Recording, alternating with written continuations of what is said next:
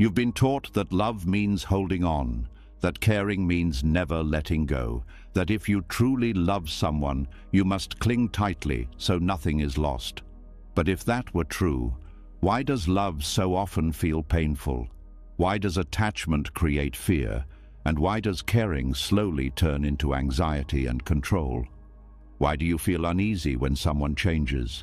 Why does distance feel like danger? And why does love sometimes feel like something you could lose at any moment?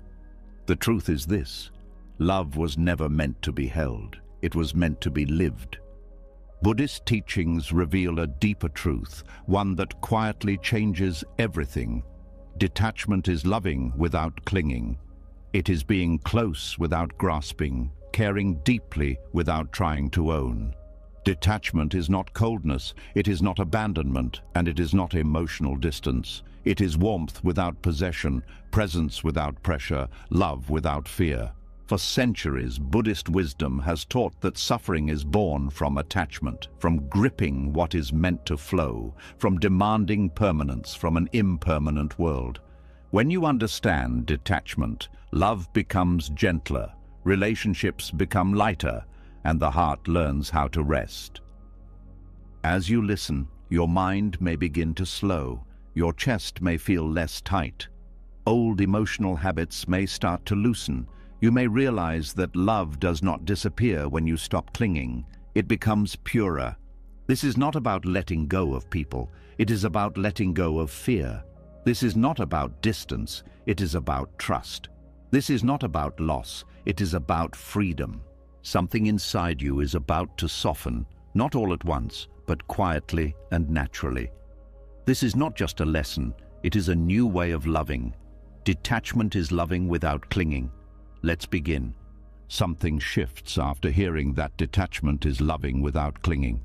It doesn't arrive as a dramatic realization. It shows up quietly, like a pause in the mind, like a soft hesitation before old emotional habits take over. Thoughts about past relationships, moments of closeness, moments of tension, begin to surface on their own. A question starts forming beneath everything else. If love is not meant to cling, then what has love been turning into without you noticing? At the center of this question sits a difference most people never slow down enough to see. There is a form of love that feels warm, steady, and calm. It doesn't rush. It doesn't tighten the chest. It doesn't need constant reassurance. This is emotional warmth. It is the natural expression of care when fear is not running the show. Emotional warmth feels like being present without effort, like allowing another person to exist fully without needing to shape them. It creates closeness without pressure and connection without demand. Then there is another form of relating that often wears the mask of love. It can sound caring, it can look devoted, it can even feel intense and passionate. But underneath, it carries tension. It needs reassurance. It fears distance. It reacts strongly to change. This is emotional ownership. Emotional ownership doesn't rest inside the connection. It guards it, it watches it, it tries to secure it. The difference between emotional warmth and emotional ownership is not about how much you care. It is about where that care comes from. Warmth comes from inner stability. Ownership comes from inner fear. One flows outward naturally. The other reaches outward desperately.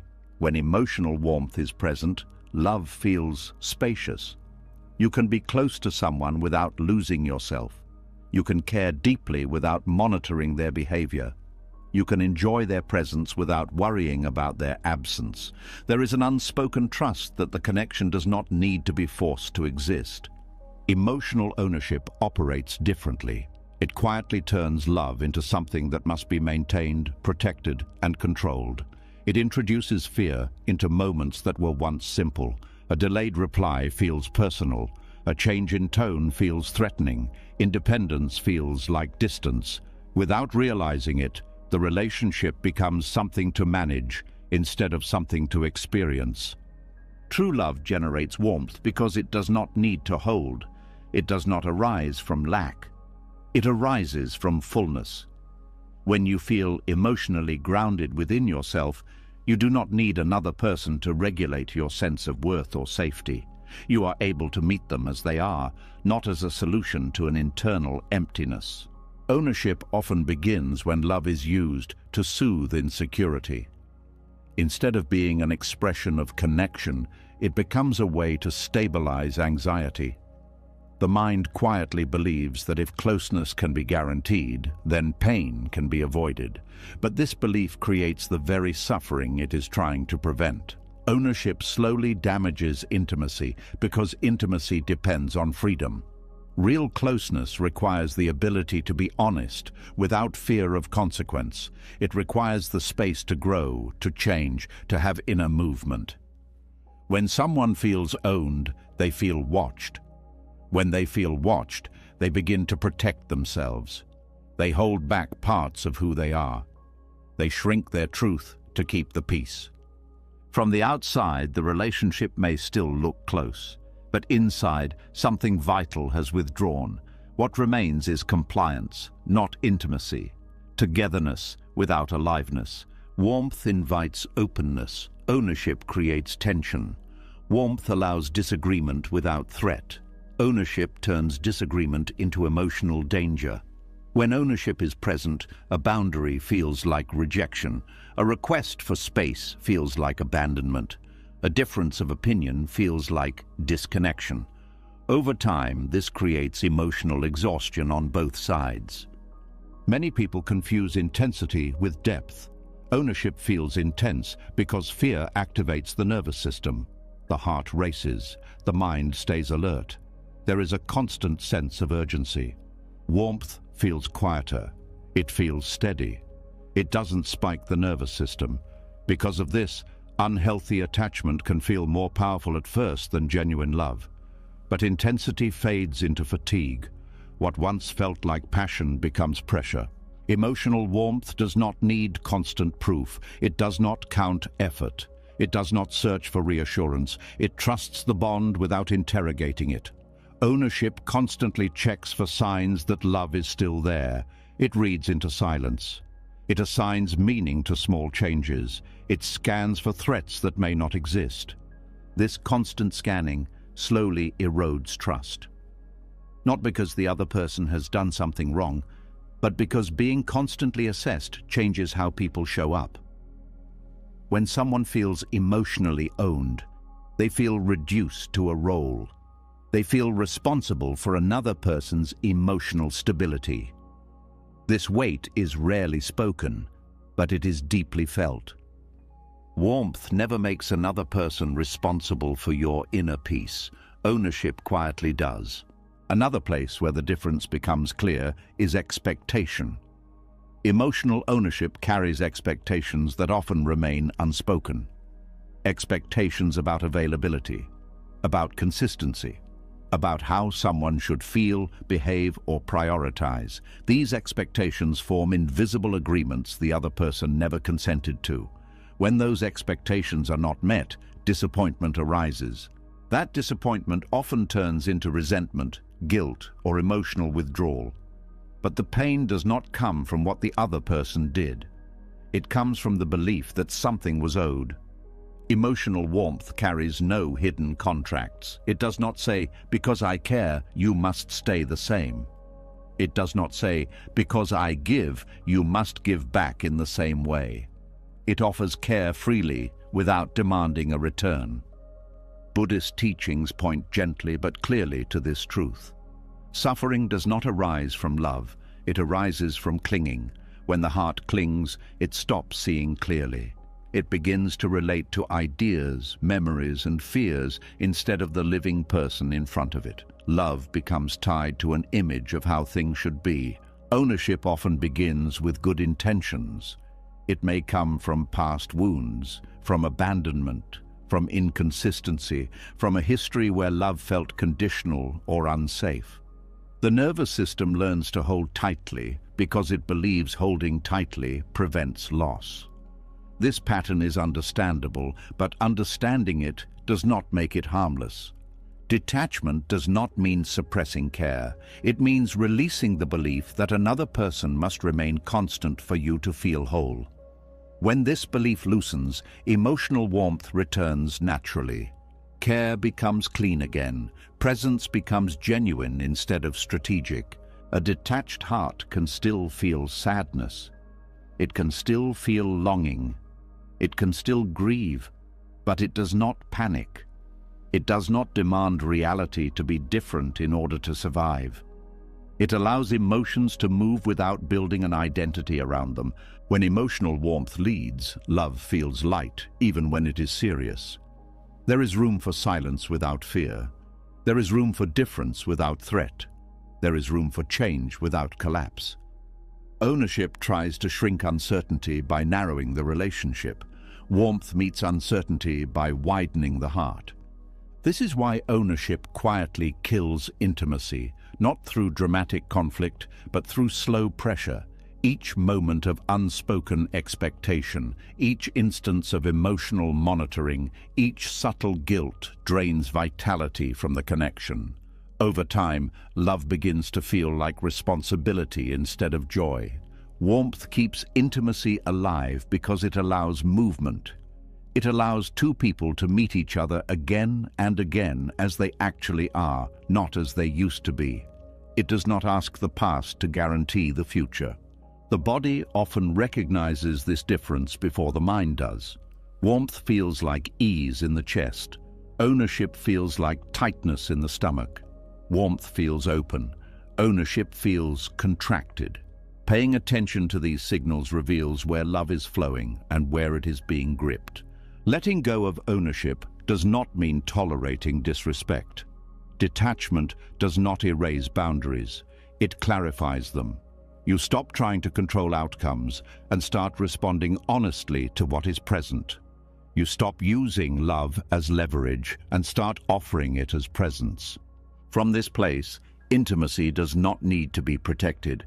It exists because it is allowed. Something begins to feel different after seeing how emotional ownership tightens love.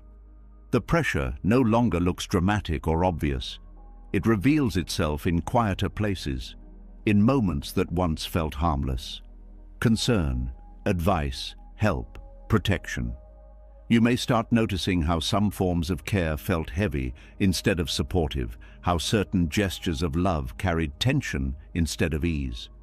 This is where attention naturally shifts, not outward, but inward, toward the way compassion itself can quietly change shape.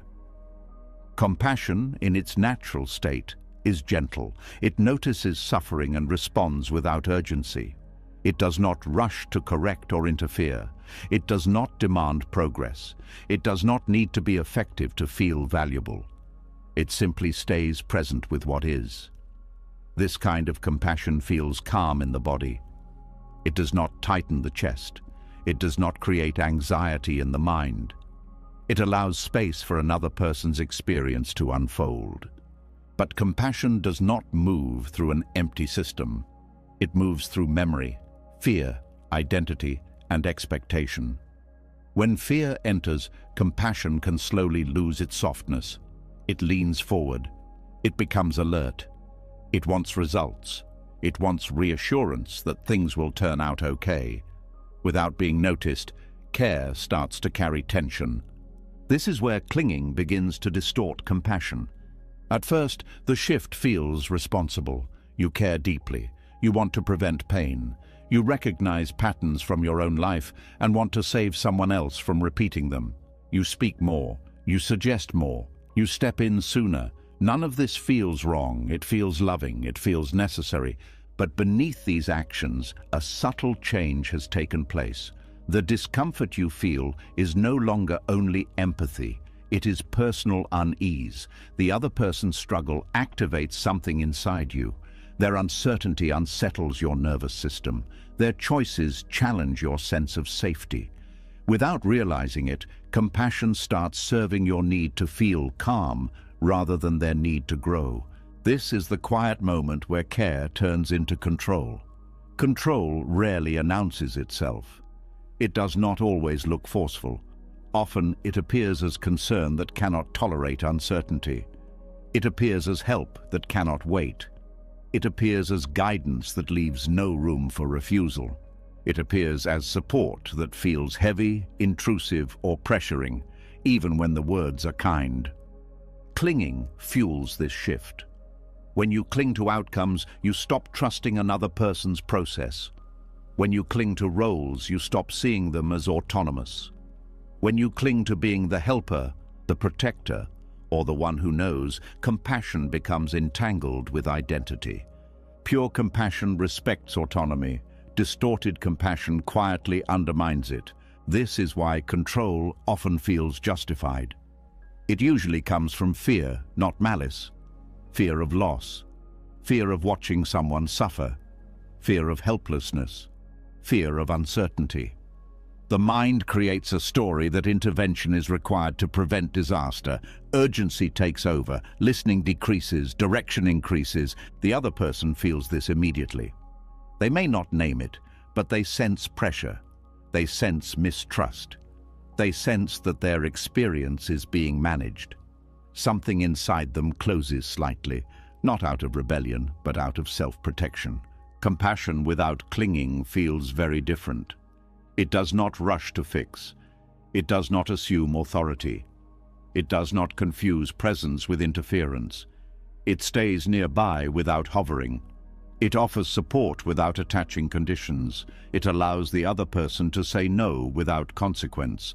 This kind of compassion requires inner stability. It requires the ability to stay with discomfort without acting on it. It requires trusting another person's capacity to learn through experience, even when that experience includes pain. It requires letting go of the belief that love means preventing all suffering. Clinging removes this trust. When you cling, you relate to an imagined future instead of the present moment. You become attached to what should happen instead of responding to what is happening. Compassion becomes tied to outcomes. Progress becomes more important than presence. This is where manipulation quietly enters, not as something intentional, but as something subtle. Tone softens, but pressure remains. Help is offered with expectation. Kindness is paired with disappointment. Approval becomes linked to compliance. Support becomes conditional without being stated. The other person begins adjusting. They explain themselves more. They justify their choices. They hide struggles to avoid advice. They agree outwardly while withdrawing inwardly. None of this strengthens connection. It erodes it. Detachment restores compassion by removing the need to manage outcomes. It separates care from control. It allows love to exist without directing another person's life. It replaces urgency with trust. Detachment does not mean stepping away. It means stepping out of interference. It means recognizing that another person's journey belongs to them. It means allowing life to teach lessons you cannot teach for it. This kind of detachment is active, not passive. It does not abandon people when they struggle. It stands with them instead of over them. It listens more than it instructs. It asks before offering guidance.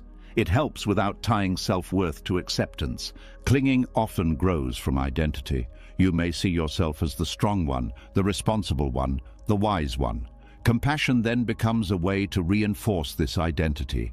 Helping feels necessary not just for them, but for who you believe you are. Detachment loosens this grip. It allows you to help without needing to be needed. It allows compassion to flow without being tied to self-image. This makes compassion lighter and more sustainable. There is also a hidden cost to clinging disguised as care. When you take responsibility for someone else's emotions or choices, you carry weight that does not belong to you.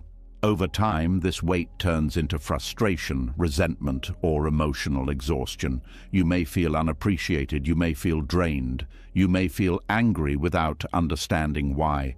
This happens because control is heavy. It requires constant monitoring. Compassion without clinging does not drain energy. It does not require vigilance. It requires presence. Buddhist teachings place deep emphasis on intention. The same action can arise from very different inner states. Helping because you trust is different from helping because you fear. Speaking because you are invited is different from speaking because you are anxious. Silence held with care is different from silence used as withdrawal. Detachment clarifies intention. Before acting, there is space to notice what is truly motivating you. Are you responding to another person's need or to your discomfort?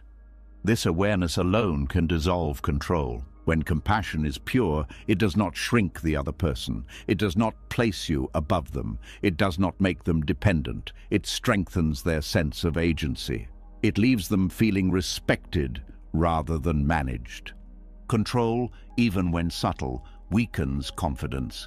It sends an unspoken message that the other person cannot be trusted with their own life. Over time, this message is absorbed. The person may become dependent or resistant. Both responses damage authentic connection. Detachment interrupts this cycle. It returns responsibility to where it belongs. It allows you to care deeply without interfering. It allows compassion to exist without attachment to results. This does not mean silence replaces honesty. It means honesty becomes cleaner. Words are no longer charged with fear. Advice is no longer disguised as concern. Support is no longer tied to expectation. There is humility in detached compassion. It acknowledges that you do not see the full picture. You do not know what another person must experience to grow. You do not control the timing or direction of their learning. This humility softens the impulse to control. Clinging assumes certainty. Detachment accepts mystery. When compassion is freed from clinging, relationships change. Conversations feel safer. People open more easily. Resistance fades. Trust grows naturally, not because you are doing more, but because you are interfering less. Detached compassion also protects inner peace. You stop carrying outcomes that are not yours. You stop measuring your value by another person's progress. You stop absorbing emotions that do not belong to you. Care becomes lighter. Love becomes cleaner. Presence becomes enough. Something softens after compassion is freed from control. When care no longer interferes, when help no longer carries pressure, a quieter question begins to surface. If love is no longer trying to manage outcomes, if compassion no longer needs to steer another person's path, then what is love really asking of you?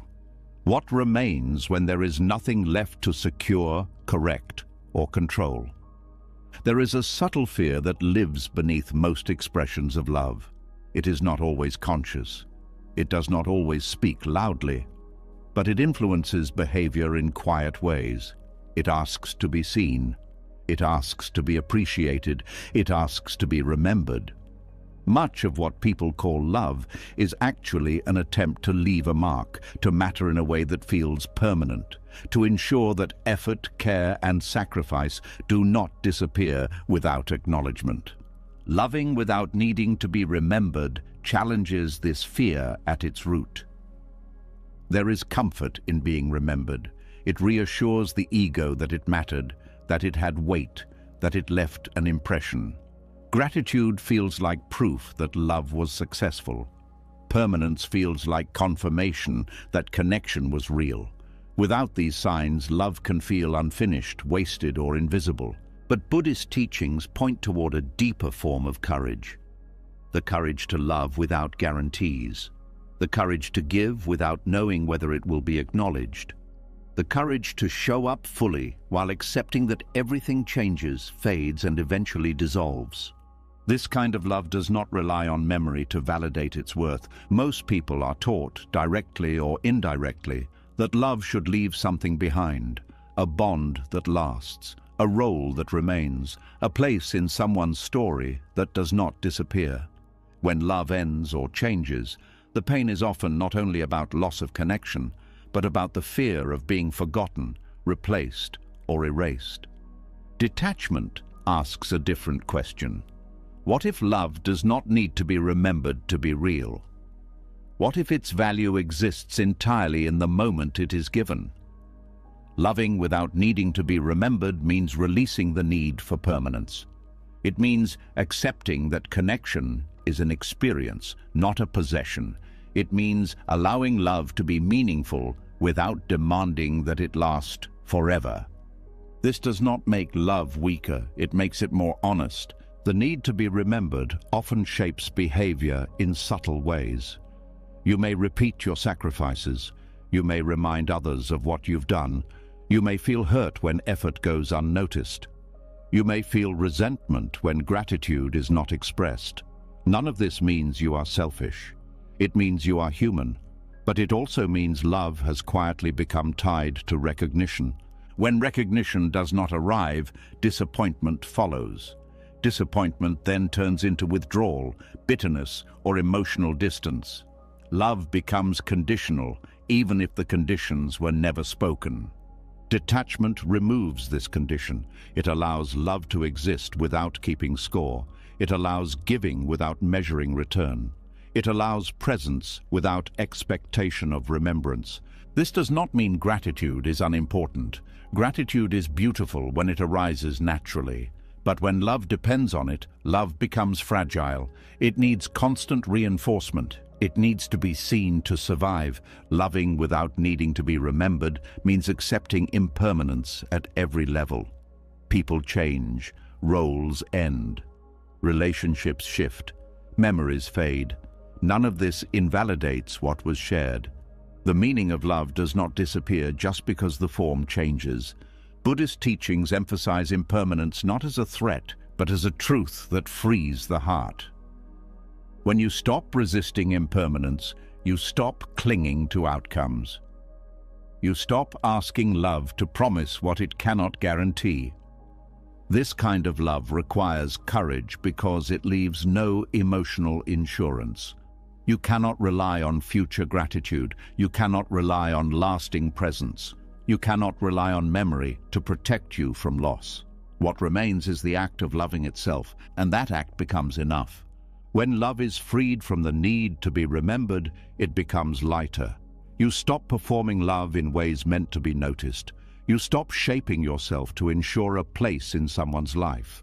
You stop attaching your worth to how long you are held in someone else's mind. You begin to love because love is true in the moment it is expressed. This shift changes how you show up. You listen without needing credit. You support without expecting loyalty. You care without demanding continuity. Love becomes something you do, not something you secure. There is a quiet humility in this. It acknowledges that you are part of a much larger flow, that your presence, while meaningful, is not permanent, that people will move on, grow, forget, and be shaped by countless influences beyond you. This humility does not diminish love, it purifies it. The fear of being forgotten often comes from the ego's need for significance. The ego wants proof that it mattered. It wants confirmation that it left a trace. Detachment gently loosens this need. It allows significance to exist without permanence.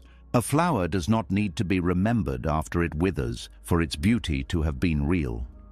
A conversation does not need to be recalled years later for it to have been meaningful. Love does not need to last forever to be complete. Loving without needing to be remembered also changes how loss is experienced. Loss still hurts. Sadness still arises. But the pain is not layered with resentment or regret. You are less likely to think, after everything I gave, this is how it ends. You are less likely to feel erased. Instead, there is a quieter grief. A grief that acknowledges what was shared without demanding that it remain. This form of love does not ask to be held onto. It does not ask to be preserved. It allows itself to pass through time naturally. In relationships, this creates a different quality of presence. You are no longer trying to build something that must last. You are building something that is alive now. Conversations feel more sincere. Moments feel more vivid. You are less distracted by the future and more rooted in what is unfolding. The need to be remembered often pulls attention away from the present. You think about how this moment will be perceived later. You think about whether your effort will be acknowledged. You think about whether your role will be valued. Detachment brings attention back to now. This presence is felt by others. They sense when love is being offered freely rather than strategically. They sense when care is not trying to secure a place in their life. This often makes connection safer. There is less pressure to reciprocate perfectly, less pressure to remember correctly, less pressure to preserve the bond at all costs. Loving without needing to be remembered also allows you to love people who may not be able to love you back in the way you hope. It allows care without expectation of return. This does not mean tolerating harm or disrespect. Boundaries still exist. It means releasing the fantasy that love must always be mirrored to be valid. This kind of love does not depend on symmetry. It does not require balance sheets. It does not demand equality of effort. It stands on its own. Many people fear that this will lead to being taken advantage of. But detachment is not self-erasure. It is clarity. You can give freely and still walk away when something is unhealthy. You can love deeply and still choose yourself. The difference is that you are no longer loving to secure a future. You are loving because the heart is open now. Loving without needing to be remembered also softens how you relate to endings. Endings no longer feel like failures. They feel like completions. Something was lived fully, then it changed. That is not a tragedy. That is the nature of life. When you stop asking love to be permanent, you stop fearing its end. This does not remove pain, but it removes resistance. Pain moves through instead of becoming a story you carry forever. There is also freedom in knowing that you do not need to leave a mark to have mattered. You do not need to be unforgettable. You do not need to be essential to someone's identity. Love does not require legacy. This freedom allows love to be quieter, softer, less dramatic, less performative. You stop needing love to prove anything about you. Detachment returns love to its simplest form: attention, care, presence, offered without demand. This kind of love is rare not because it is difficult to understand, but because it asks the ego to relax. It asks the self to trust that meaning does not need to be preserved to be real. When you love without needing to be remembered, you are no longer trying to outlast time. You are moving with it. You are no longer asking love to secure your place in someone's life. You are allowing connection to be what it is, for as long as it is. Love becomes an offering, not a claim.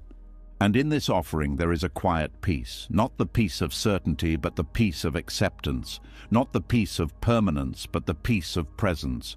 Care no longer needs applause. Affection no longer needs proof. Love no longer needs a future to justify itself. It is enough to have been real. When love is no longer asking to be remembered, something else comes into focus.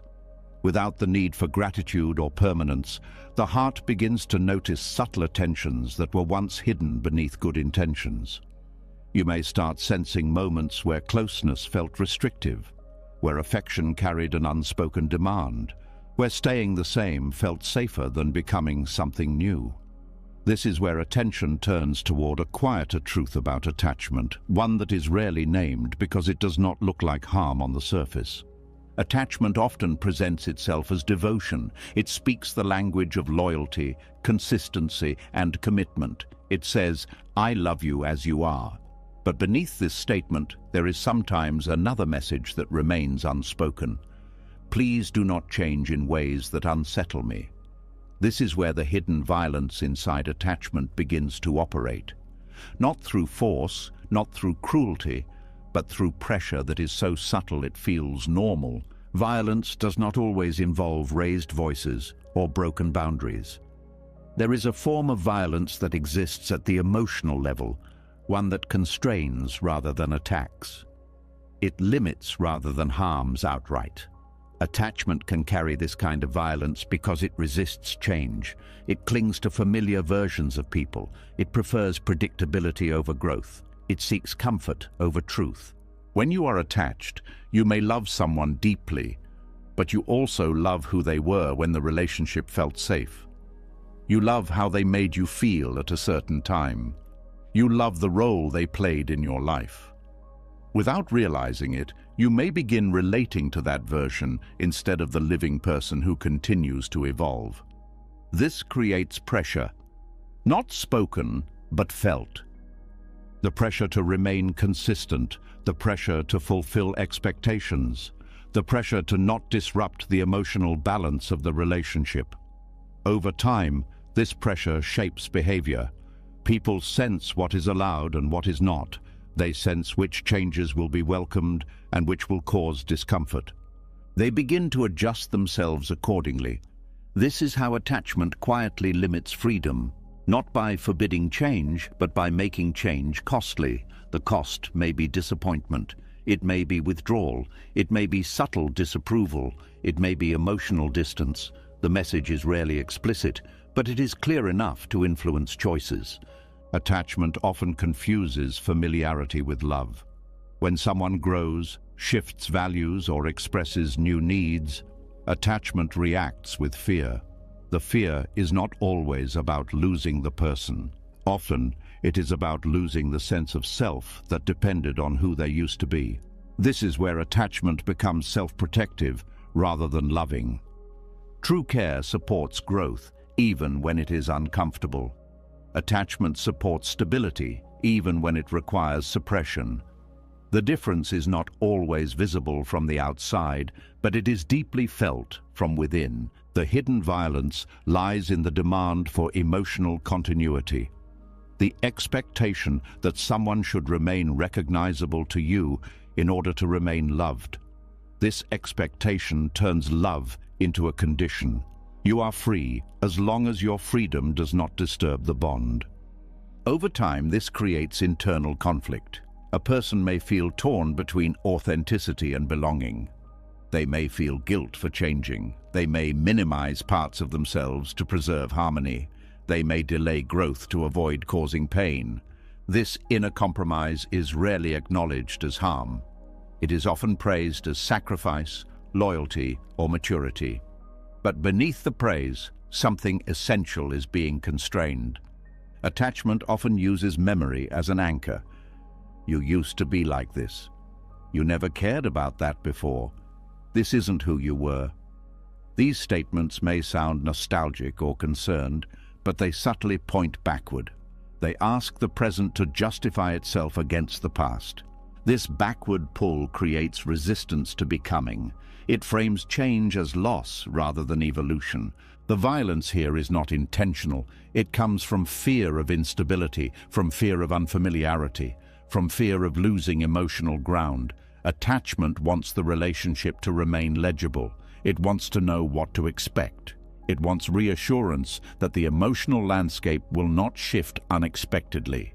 But life does not work this way. People are not static. Growth is not optional. Change is not a threat, even though it feels like one to attachment. When attachment tightens, it often shows up as subtle correction. You may question choices more. You may express concern more frequently. You may frame your discomfort as care. I'm just worried about you. I just don't want you to lose yourself. I miss how things used to be. These statements are not wrong, but they carry weight. They signal that change has consequences. They remind the other person that growth comes at the cost of emotional safety. Over time, this creates emotional suppression. People begin to filter themselves. They share less. They reveal selectively. They avoid topics that cause tension. They hold back truths that might disrupt the bond. The relationship remains intact, but at the cost of aliveness. Attachment often believes it is preserving love. In reality, it is preserving familiarity. Love that cannot tolerate change becomes fragile. It depends on conditions that life cannot maintain. The deeper issue is that attachment often links identity to relationship roles. You may unconsciously need someone to remain a certain way so that you can remain who you believe yourself to be. A partner's growth may threaten your sense of relevance. A friend's independence may challenge your role as supporter. A child's autonomy may unsettle your identity as needed. This is where attachment becomes entangled with ego. The ego resists change because change dissolves certainty. It prefers known dynamics, even when they limit growth. Attachment serves the ego by stabilizing roles and expectations. Detachment does not destroy connection. It removes this pressure. It allows people to change without fearing emotional punishment. It allows relationships to breathe. When detachment is present, growth is not experienced as abandonment. Difference is not experienced as betrayal. Evolution is not experienced as loss. The relationship adapts rather than resists. This does not mean everything is accepted without discernment. Boundaries still matter. Values still matter. But detachment allows you to respond honestly to change instead of reacting defensively to it. The hidden violence inside attachment also shows up in how time is used against people. After all these years, after everything we've been through, these phrases imply obligation. They suggest that history should limit present choice. They turn shared past into emotional leverage. This creates guilt. Guilt is one of the quiet tools of attachment. It keeps people aligned without needing force. It makes deviation feel like betrayal. Detachment releases this leverage. It honors shared history without using it as control. It allows gratitude without obligation. It allows appreciation without debt. Another subtle form of violence appears when attachment resists emotional change. A person may begin processing pain, developing new boundaries, or expressing emotions differently. Attachment may respond with confusion or resistance. You're not as open as you used to be. You've changed. Why are you so distant? These reactions frame growth as loss. They suggest that emotional development is a withdrawal rather than a refinement. The truth is that growth often looks like distance before it looks like clarity. Attachment struggles with this phase. It wants immediate reassurance. It wants continuity of emotional access. This demand creates pressure to remain emotionally available in old ways, even when those ways are no longer healthy. The violence here lies in denying the other person's right to redefine themselves, not through words, but through expectation. Detachment allows emotional evolution. It allows people to renegotiate how they show up. It allows relationships to transform rather than freeze. Attachment freezes because it fears dissolution. But freezing does not preserve life. It suspends it. When you stop needing people to remain who they were for your comfort, love changes shape. It becomes less about maintaining equilibrium and more about witnessing becoming. This kind of love does not demand consistency. It welcomes authenticity. It does not cling to identity. It stays curious. The hidden violence of attachment often goes unnoticed because it is socially normalized. Stability is praised. Change is questioned. Loyalty is celebrated. Growth is tolerated only when it aligns with expectations. Detachment challenges this norm quietly. It does not rebel. It releases. Releasing the need for others to remain familiar does not mean abandoning connection. It means relating to the present rather than the past.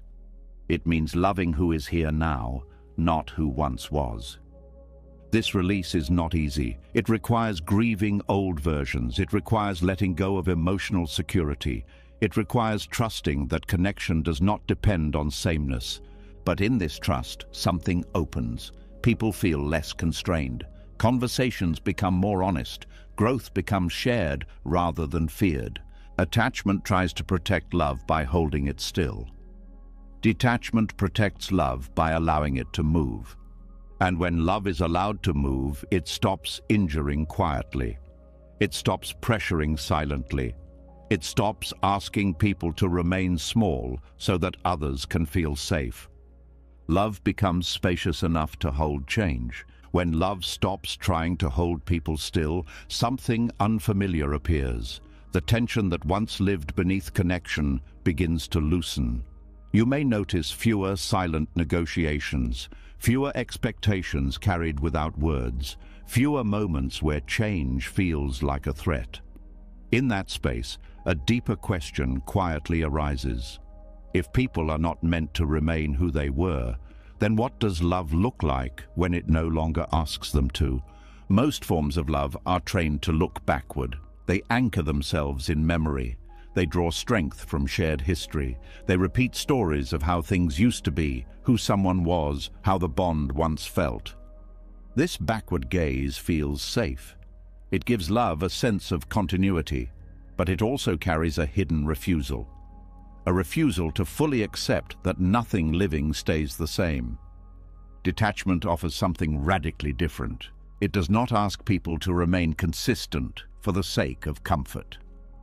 It does not confuse loyalty with sameness. It recognizes impermanence not as a threat to love, but as its natural condition. To honor another person's impermanence is to respect their right to change without needing permission. It is to accept that growth may alter priorities, values, behavior, and emotional availability. This acceptance goes deeper than tolerance. It is an active form of respect. Many people believe they respect change while secretly resisting it.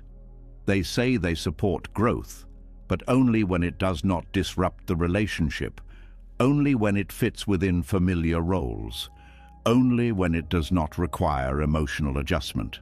This conditional acceptance is subtle, but it is felt. Radical respect does not ask change to justify itself. It does not measure evolution against the past. It does not frame difference as loss. It meets what is emerging without comparison.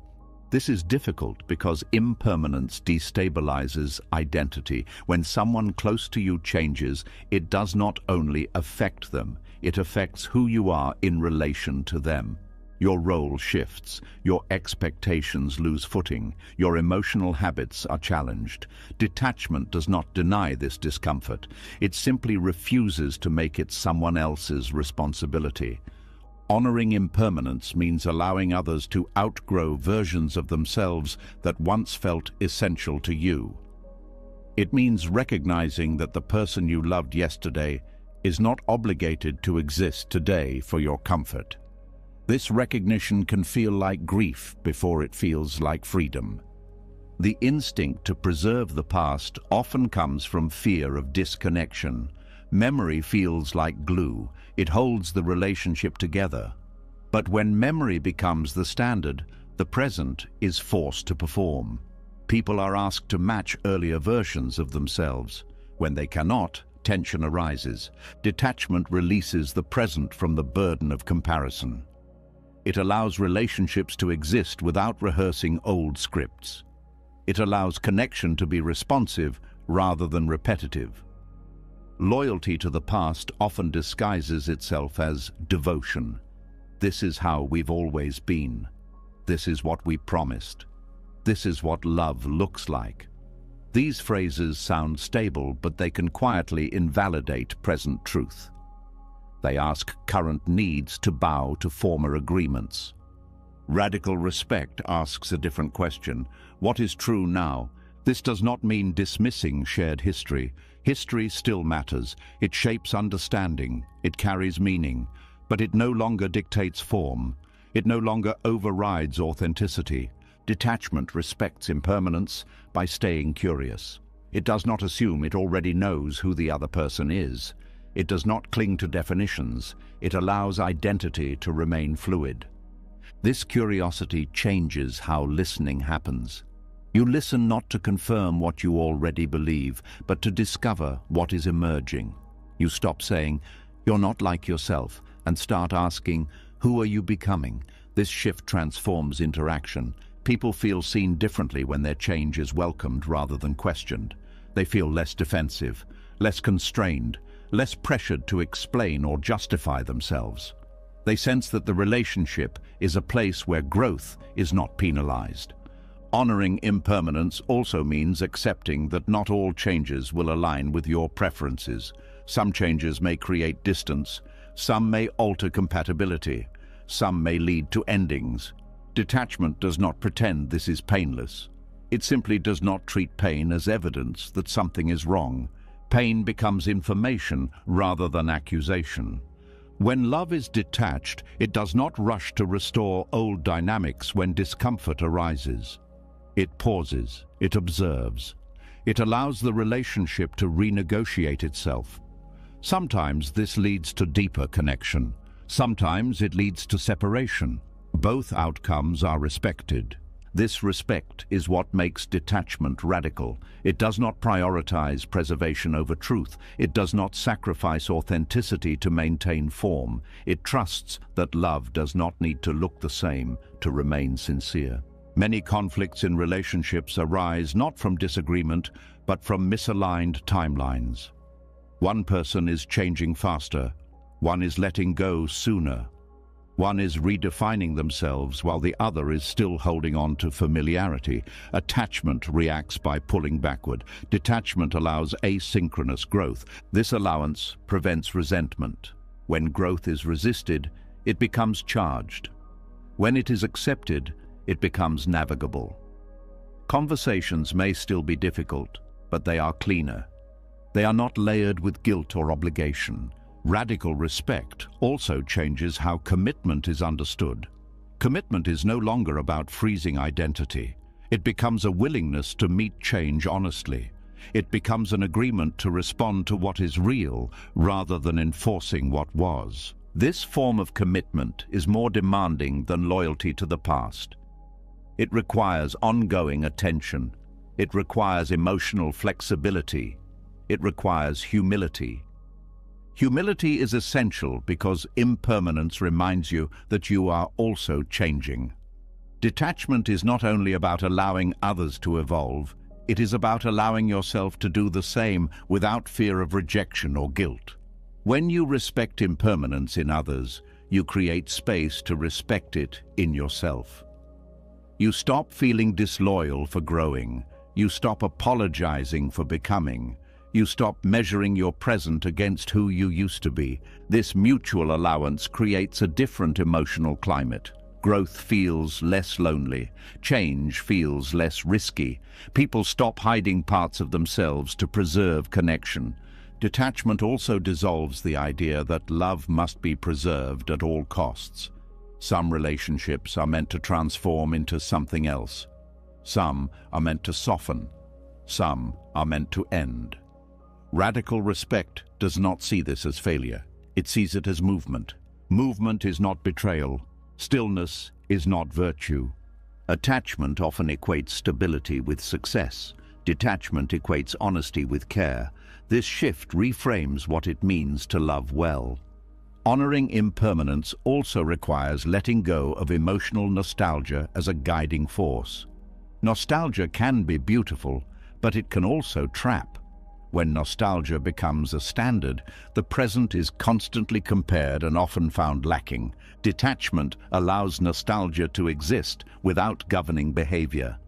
Memories can be cherished without being enforced.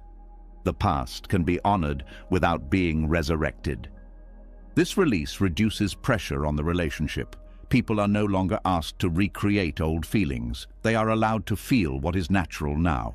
Radical respect also extends to emotional change. Someone may become quieter, more reflective, more boundaried, or more independent. Attachment may interpret this as distance or loss. Detachment recognizes it as evolution. Instead of demanding emotional access remain constant, detachment allows it to shift. This does not mean tolerating neglect. It means differentiating between withdrawal and reconfiguration. Reconfiguration requires dialogue, patience, and openness. Detachment supports this process by not rushing to conclusions. It allows space for understanding to develop. Respecting impermanence also softens power dynamics. When you no longer expect someone to remain who they were, you relinquish subtle control. You stop positioning yourself as the reference point. You stop anchoring the relationship around your comfort. This redistribution of power creates equality. Both people are allowed to change. Both are allowed to respond. The relationship becomes a meeting rather than an arrangement. Detachment does not guarantee continuity, it guarantees integrity. Love is no longer sustained by pressure, guilt, or obligation. It is sustained by choice. Choice feels lighter than duty. It feels more alive. When love is chosen again and again in the present, it does not rely on history to justify itself. It stands on awareness. It stands on respect. It stands on willingness. This is why honoring impermanence is a deeper form of love than loyalty to the past. Loyalty can exist without awareness. Respect requires it. Loyalty may hold on even when growth is suffocating. Respect loosens its grip when holding on causes harm. Detachment is not the absence of attachment. It is the absence of coercion. It removes the demand that people remain legible, familiar, or emotionally consistent. In its place, it offers trust. Trust in change. Trust in truth. Trust that love does not disappear when it is allowed to evolve.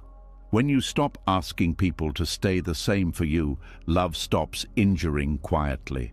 It stops resisting life. It begins to move with it. And in that movement, connection becomes more honest, more spacious, and more real. When love is allowed to move with change, another layer quietly reveals itself. Even when people are given freedom to evolve, suffering can still linger. Not because the connection itself is broken, but because something unseen continues to grip the heart. Beneath growth, beneath acceptance, there often remains a story that has not been released. And that story keeps pulling the mind backward, even when life has already moved on. Most people believe detachment means letting go of people. This belief alone creates fear. It sounds like abandonment. It sounds like loss. It sounds like cold distance. But this misunderstanding keeps many trapped. In reality, detachment rarely asks you to release people. It asks you to release the stories you are telling about them, about yourself, and about what the relationship was supposed to be. Stories are powerful. They organize memory, they create meaning, they give coherence to experience, but they also create suffering when they harden into truth. When a story becomes fixed, life is forced to fit inside it, and life never does. A relationship can still exist, still function, still carry care, yet suffering persists because the mind keeps returning to a narrative that no longer matches reality. This is how it should have been. This is what it was meant to become. This is who they are. These thoughts feel harmless, even reasonable, but they quietly tighten the heart. Detachment does not require emotional erasure. It requires narrative release. The mind clings to stories because stories create certainty. They explain pain. They assign roles. They give the ego something to hold. Without stories, experience feels open-ended, unresolved, unprotected. This openness can feel threatening, so the mind fills the space with interpretation. The story may be about betrayal, or sacrifice, or destiny, or wasted time, or unfulfilled potential. Whatever its shape, the story becomes heavier than the relationship itself. You are no longer responding to the person in front of you. You are responding to the meaning you assigned to what happened. This is why detachment can feel so difficult. You are not being asked to stop caring. You are being asked to stop rehearsing an explanation that keeps pain alive. Stories freeze moments in time. They preserve emotional snapshots. But people continue changing while the story stays the same. The result is dissonance. Reality feels wrong because it no longer matches the narrative. This dissonance creates resistance. You may accept change on the surface, yet feel unrest underneath. The unrest is not coming from the present relationship. It is coming from the story that insists the present should look different. Detachment releases this insistence. Letting go of stories does not mean denying what happened. It means allowing events to exist without layering them with conclusions that define the future. It means separating facts from interpretation. It means noticing when memory has turned into identity. Many people unknowingly turn their stories into self-definitions. I am the one who was left. I am the one who gave more. I am the one who was misunderstood. These identities feel protective. They give pain a structure, but they also keep the wound active. When identity is tied to story, healing feels like erasure. Letting go feels like invalidation. The mind resists because it believes releasing the story means saying it didn't matter. But detachment does not erase meaning. It removes captivity. The relationship mattered. The experience mattered. The feelings were real. But the story does not need to continue narrating your present. This is why detachment often feels relieving and unsettling at the same time.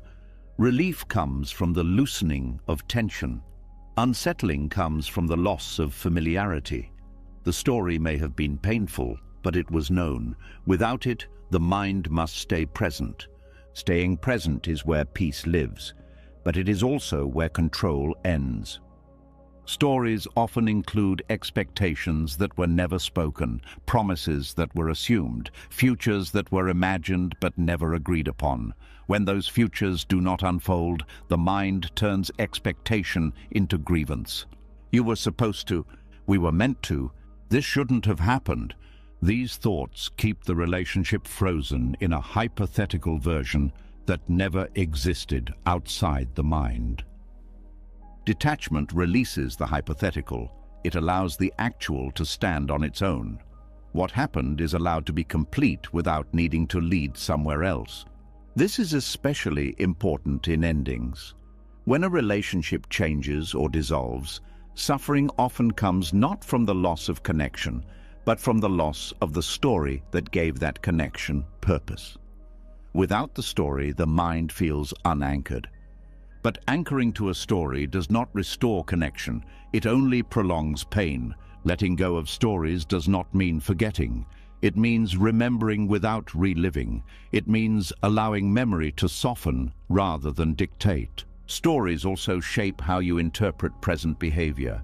A single action can be read as proof of a narrative already believed. Silence becomes rejection. Distance becomes punishment. Change becomes betrayal. The story interprets before awareness arrives. Detachment introduces space between event and meaning. In that space, you regain choice. You can respond to what is happening rather than what you fear it represents. This space is not indifference, it is clarity. Many conflicts persist because both people are responding to different stories about the same events. Each believes their narrative is accurate. Each feels misunderstood. Communication becomes a defensive story rather than an exploration of truth. Detachment dissolves this rigidity. It allows multiple perspectives to coexist without needing one to win. The relationship becomes less about being right and more about being present. Stories also cling to time. They divide life into before and after. They measure progress by comparison. They turn change into loss. When life does not return to before, the mind mourns endlessly. Detachment releases time-based judgment. It stops comparing now to then. It stops asking the present to compensate for the past. This does not erase grief. It allows grief to move. Stories trap grief by replaying it. Detachment lets grief complete its cycle. There is also a subtle comfort in suffering that stories provide. Pain with meaning feels safer than pain without explanation. The story tells you why you hurt. It gives your pain a purpose. But suffering does not need justification to be felt. Pain does not need a narrative to pass through the body. Detachment allows pain to exist without being converted into identity. When stories loosen, emotional energy frees up. You may notice less mental repetition, fewer inner arguments, less replaying of conversations. The mind becomes quieter, not because answers were found, but because questions were released. This quiet does not mean confusion. It means the mind is no longer trying to resolve something that cannot be resolved through thought. Detachment also changes how you relate to others in the present. You stop projecting old stories onto new people. You stop expecting the same outcomes. You meet individuals more freshly, without inherited fear. This freshness makes connection lighter. There is less guarding, less anticipation of harm, less need to protect against repetition. Letting go of stories also frees compassion. You are no longer locked into a role of victim, rescuer, or betrayer. You can see complexity again. You can acknowledge harm without reducing people to it. This does not excuse behavior. It contextualizes it. Detachment does not ask you to rewrite the past. It asks you to stop living inside it. When stories fall away, what remains is relationship as it actually is, not as it was meant to be. Sometimes this reveals that connection is still alive. Sometimes it reveals that it has ended. In both cases, clarity replaces confusion. The suffering caused by stories often feels endless because stories have no natural endpoint. They loop. They reinforce themselves. They seek confirmation. Detachment interrupts this loop. This interruption does not come from force. It comes from awareness, from noticing when thought has replaced experience, from gently returning to what is real now. Reality is always simpler than the story about it. Detachment is not emotional withdrawal. It is narrative freedom. It does not distance you from people. It brings you closer to them as they are, not as you imagined them to be. When stories loosen, relationships become less heavy. Expectations soften, reactions slow. You listen more, you assume less. You stop filling silence with interpretation. This is where peace begins to show itself, not as resolution, but as relief from mental weight. The relationship no longer has to carry the burden of meaning. It can simply exist. And in that simplicity, love becomes less entangled, less strained, and more honest. When the grip of old stories loosens, another weight becomes visible. Even without replaying the past, even without clinging to what should have been, there can still be a quiet dependence hiding inside love. It shows up as expectation rather than memory, as hope rather than nostalgia, as the silent belief that someone else is meant to make life feel lighter, steadier, or more complete. This belief often goes unnoticed because it feels normal, it feels human, but it shapes love in ways that create pressure long before anyone realizes it. Most people are taught that love is where happiness lives. That partnership is meant to fill emotional gaps. That closeness should ease inner unrest. These ideas are rarely questioned. They are passed down gently, wrapped in romance and reassurance. Yet beneath them lies a subtle transfer of responsibility. Another person becomes the caretaker of your emotional state, even if they never agreed to that role. Loving someone without making them responsible for your happiness requires seeing this transfer clearly. Happiness is often treated as something external, something that arrives through connection, validation, or belonging. When you feel low, you reach outward. When you feel uncertain, you look to someone else for grounding. This pattern can feel natural, even loving, but over time, it turns relationships into emotional support systems rather than shared experiences. The other person becomes a regulator. Their presence calms you. Their absence unsettles you. Their mood affects your own. Their attention reassures you. Their withdrawal destabilizes you. Without words, they begin carrying emotional labor they never consented to carry. Emotional labor is not always about effort. Sometimes it is about expectation, the expectation to be available, to respond in certain ways, to provide comfort on demand, to stabilize emotions that originate elsewhere. When love is tied to happiness, disappointment becomes personal. If you feel unhappy, it is easy to look for the cause in the relationship. If someone you love cannot lift your mood, you may feel let down.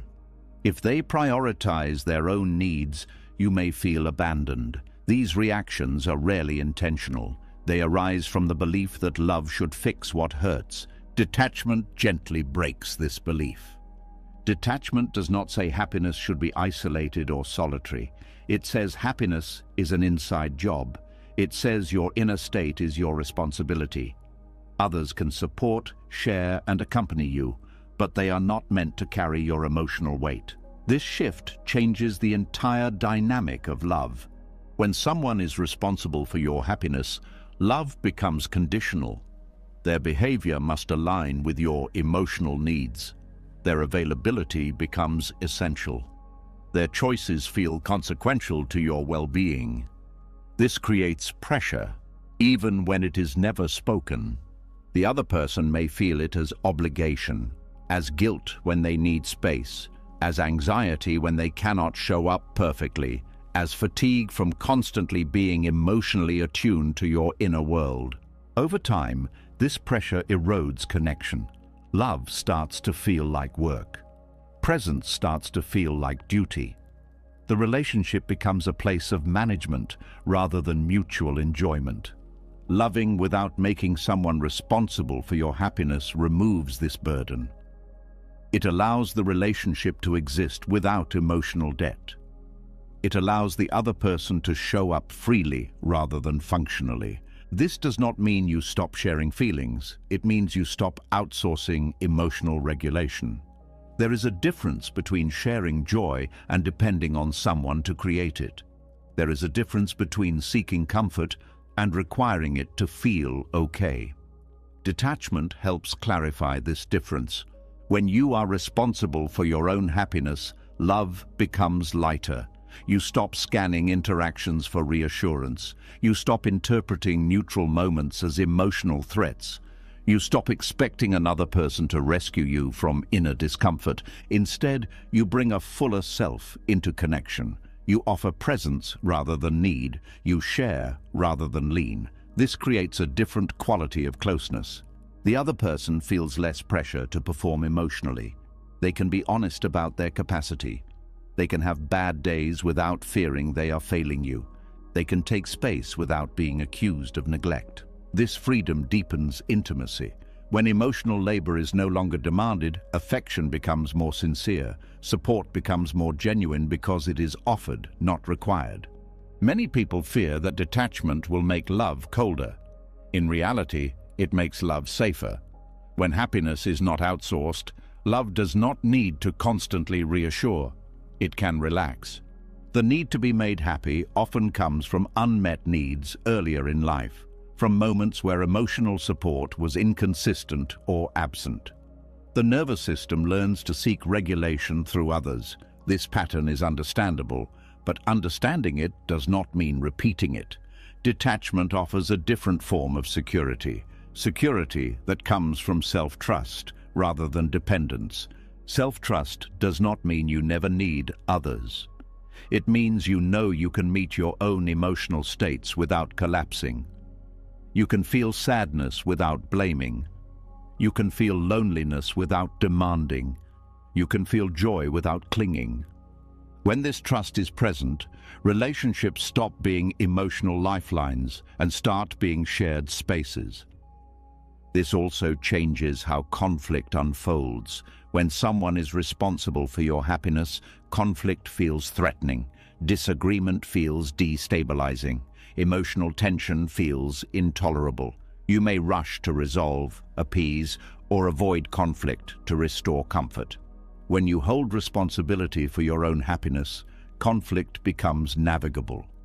You can tolerate discomfort without panic. You can stay present without needing immediate relief. This creates room for honest communication rather than emotional urgency. Loving without outsourcing happiness also prevents resentment. When someone cannot meet an unspoken emotional demand, frustration builds. After everything I do, why don't they make me feel better? This resentment is painful, and it often feels justified, but it arises from an expectation that was never fair. Detachment dissolves this expectation before it hardens into resentment. It also protects the other person from emotional exhaustion. Being responsible for someone else's happiness is heavy. It requires constant attunement. It limits authenticity. It turns love into caretaking. Most people do not leave relationships because they stop caring. They leave because the emotional load becomes unsustainable. When you free others from responsibility for your happiness, you increase the chance that they will stay willingly, not out of obligation, but out of choice. This does not mean you stop leaning on others during difficult times. Support is part of human connection. The difference lies in responsibility. Support is shared. Responsibility is personal. You can say, "I'm struggling," without saying, "Fix this for me." You can seek comfort without making it someone else's job to restore your emotional balance. Detachment clarifies this boundary. It also allows happiness to become less fragile. When happiness depends on another person's behavior, it fluctuates constantly. Mood rises and falls based on attention, availability, and tone. This creates emotional instability. When happiness is rooted internally, relationships stop controlling your emotional weather. You can enjoy connection without fearing its absence.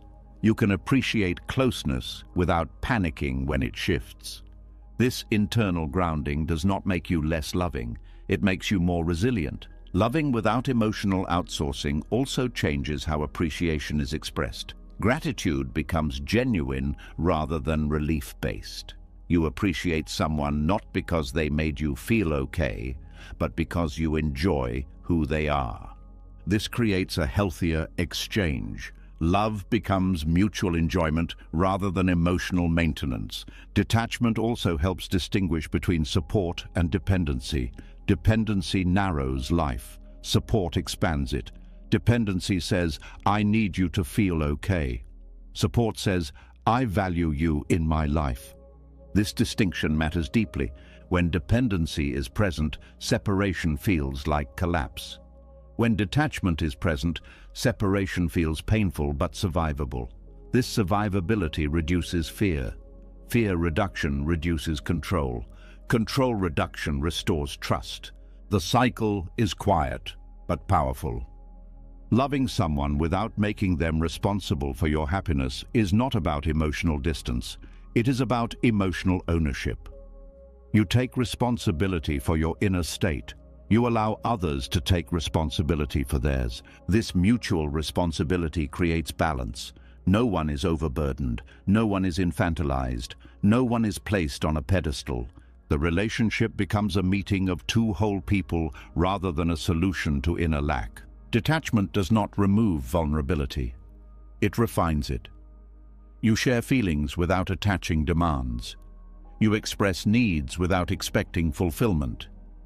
You invite connection without making it compulsory. This invitation feels different to the other person. It feels respectful. It feels safe. It feels voluntary. And when love is voluntary, it becomes more alive. Happiness no longer has to be chased through another person. It becomes something you carry into connection rather than something you seek from it. This does not make love smaller. It makes it honest. When happiness is no longer placed in someone else's hands, another force quietly steps into view. Even without emotional outsourcing, even without conscious dependence, there can still be a pull inside that wants certainty, reassurance, and safety through closeness. This pull does not always speak in words. It operates through habits, reactions, and subtle urges. It belongs to something deeper than emotion. It belongs to the ego. The ego is not evil. It is not something to destroy. It is a structure the mind uses to create continuity and protection. It answers the question, who am I and how do I stay safe? To do this, it looks for stability. It looks for patterns. It looks for things it can hold on to. Emotional dependency becomes one of its favorite tools. Emotional dependency gives the ego something solid. When attachment forms, the ego feels anchored. Someone knows me. Someone needs me. Someone is here. These feelings create a sense of identity and security. They tell the ego that it exists in a stable form. Without this reinforcement, the ego feels exposed. This is why attachment feels comforting at first. It quiets uncertainty. It reduces the fear of being alone with oneself. It offers a shortcut to safety. But like all shortcuts, it comes with a cost. The ego becomes addicted to the relief attachment provides. Addiction does not always look dramatic. It can look like preference, like habit, like normal desire. The ego learns that closeness regulates discomfort, that reassurance calms anxiety, that being wanted stabilizes identity. Over time, the ego stops asking whether attachment is healthy. It only asks whether it is available. This addiction shapes behavior. The ego seeks signs of security constantly. It watches responses. It tracks attention. It reacts strongly to distance. It interprets change as threat. All of this happens automatically, often beneath awareness. The ego does not crave love itself. It craves control over uncertainty. Emotional dependency gives the ego the illusion of control. If someone stays close, the ego believes it can predict the future. If someone remains attached, the ego believes it can avoid loss. If someone continues to choose it, the ego believes it has value. But this value is fragile. It depends on conditions. It depends on external confirmation. This is why the ego must keep feeding the attachment. The relief never lasts. Detachment threatens this system, not because detachment removes love, but because it removes the ego's leverage. Without emotional dependency, the ego cannot guarantee safety through others. This feels destabilizing. It feels like groundlessness. This is why detachment is often resisted internally, even when it is understood intellectually. The ego fears what it cannot control. It fears the absence of guarantees. The ego's addiction to emotional dependency often disguises itself as romance, loyalty, or depth. It says, "This is connection," but underneath, it is saying, "This is how I know I exist." When dependency is present, identity becomes relational. You are not just yourself. You are someone's partner, someone's anchor, someone's source of comfort. These roles feel meaningful. They give structure, but they also trap. When the ego is tied to these roles, any change threatens identity. If someone pulls away, the ego feels diminished. If someone changes, the ego feels destabilized. If someone leaves, the ego feels erased. This is why attachment triggers such intense reactions. It is not only about loss of connection, it is about loss of self-definition. Detachment dismantles this addiction by removing the ego's dependency on external reinforcement. It asks the ego to find stability internally. This is uncomfortable at first. It feels like standing without support, but detachment does not remove connection. It removes the belief that connection is required for wholeness. The ego resists this because wholeness without dependency feels unfamiliar. It cannot be measured. It cannot be secured. It cannot be proven through another person's presence. This resistance often appears as rationalization. The mind may say detachment is cold or selfish or unsafe, but these are interpretations created by fear. The ego fears being alone with itself because it does not trust that it is enough. Emotional dependency reinforces the ego's narrative that safety comes from outside. Detachment rewrites that narrative quietly. It does not argue with the ego. It simply stops feeding it. When the ego no longer receives constant reassurance, it reacts. Anxiety may increase. Restlessness may appear. A sense of emptiness may surface. This is not failure. It is withdrawal. Like any addiction, the absence of the substance reveals what was being numbed. Detachment asks you to sit with this discomfort without immediately fixing it, to feel uncertainty without rushing toward attachment, to experience loneliness without filling it with reassurance. This is not punishment, it is recalibration. As the ego learns that it can survive without emotional dependency, something shifts. Identity begins to loosen. You no longer define yourself solely through roles or relationships. You begin to experience yourself as presence rather than position. This presence feels quieter, less dramatic, less urgent. It does not spike or crash based on attention. It does not need constant validation to remain intact. From this place, relationships change. They stop being identity anchors and start being shared experiences. You no longer need someone to confirm who you are. You enjoy them without requiring them. The ego's addiction to dependency also shows up in how it relates to suffering. When attached, the ego uses pain as proof of depth, proof of investment, proof of meaning. Suffering becomes a badge. This hurts because it mattered. Detachment releases this need. It allows pain without turning it into identity. It allows loss without turning it into self-definition. The ego also seeks security through predictability. Attachment creates routines, expectations, and emotional scripts. These scripts reduce uncertainty, but they also reduce aliveness. Detachment removes scripts. It replaces predictability with presence. The ego finds this unsettling because presence cannot be controlled. But presence is where freedom lives. Freedom does not mean chaos, it means responsiveness instead of fixation. As detachment deepens, the ego begins to soften, not because it is attacked, but because it is no longer needed in the same way.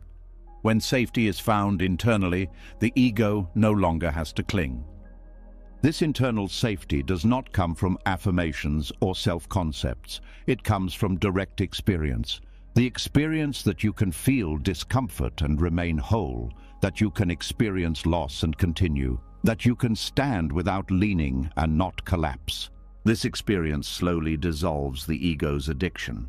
You may notice fewer reactive urges, less need to check, less need to control, less fear around distance, less anxiety around change.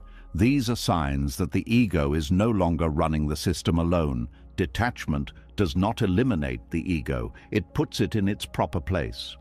The ego becomes a tool rather than a master. From this place, attachment loosens naturally, not because you force it, but because it no longer serves the same function. You do not need emotional dependency to feel real. This is why detachment is not withdrawal, it is liberation. It frees both you and others from roles that were never sustainable. When the ego no longer needs attachment to feel secure, love becomes cleaner. There is less fear underneath affection, less urgency beneath closeness, less panic beneath change. Love becomes something you participate in, not something you cling to for survival. The ego may still whisper, it may still seek reassurance, but it no longer controls behavior. Awareness stands between impulse and action. This awareness is the beginning of real freedom. Freedom not from love, but from the addiction to needing love to feel whole. And in this freedom, relationships are no longer used as emotional scaffolding. They become places of meeting rather than places of rescue. The ego learns that security does not come from holding on. It comes from being able to let go and remain present. Detachment does not strip life of meaning. It removes the fear that meaning will disappear if attachment loosens. What remains is steadiness, quiet strength, a sense of self that does not depend on being held together by another. This is where love becomes fearless. When the ego loosens its grip on emotional dependency, something unexpected happens. Instead of becoming distant or numb, the emotional world becomes clearer. Reactions slow down. Feelings are still felt, but they no longer hijack behavior. This is often the moment when detachment is misunderstood. From the outside, it can look like coldness. From the inside, it feels like balance. This is where detachment begins to reveal itself, not as withdrawal, but as maturity.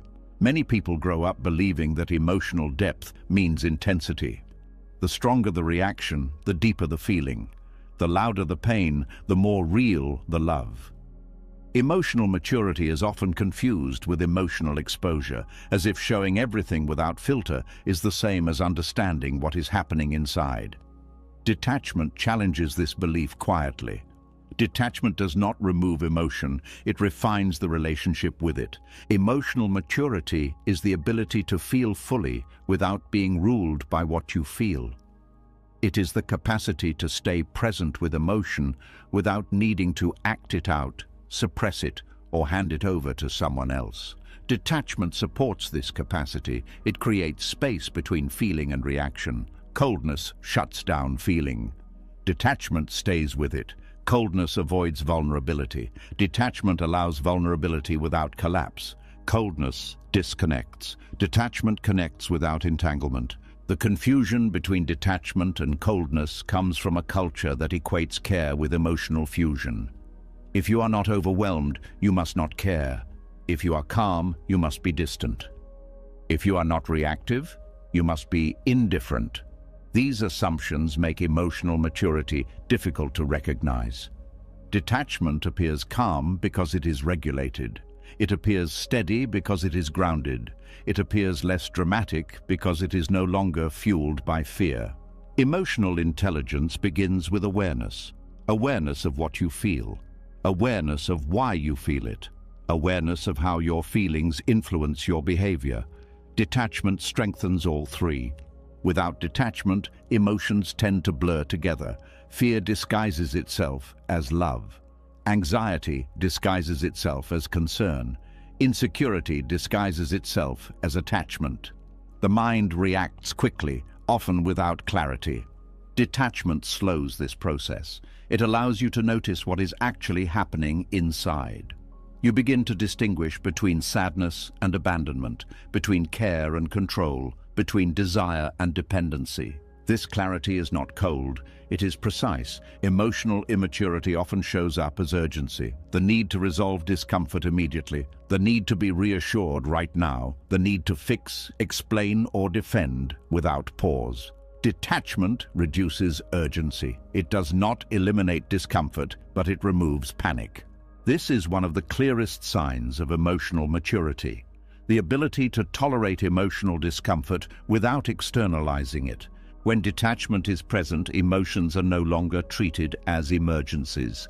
They are treated as information. You can feel hurt without attacking. You can feel disappointed without withdrawing. You can feel afraid without controlling.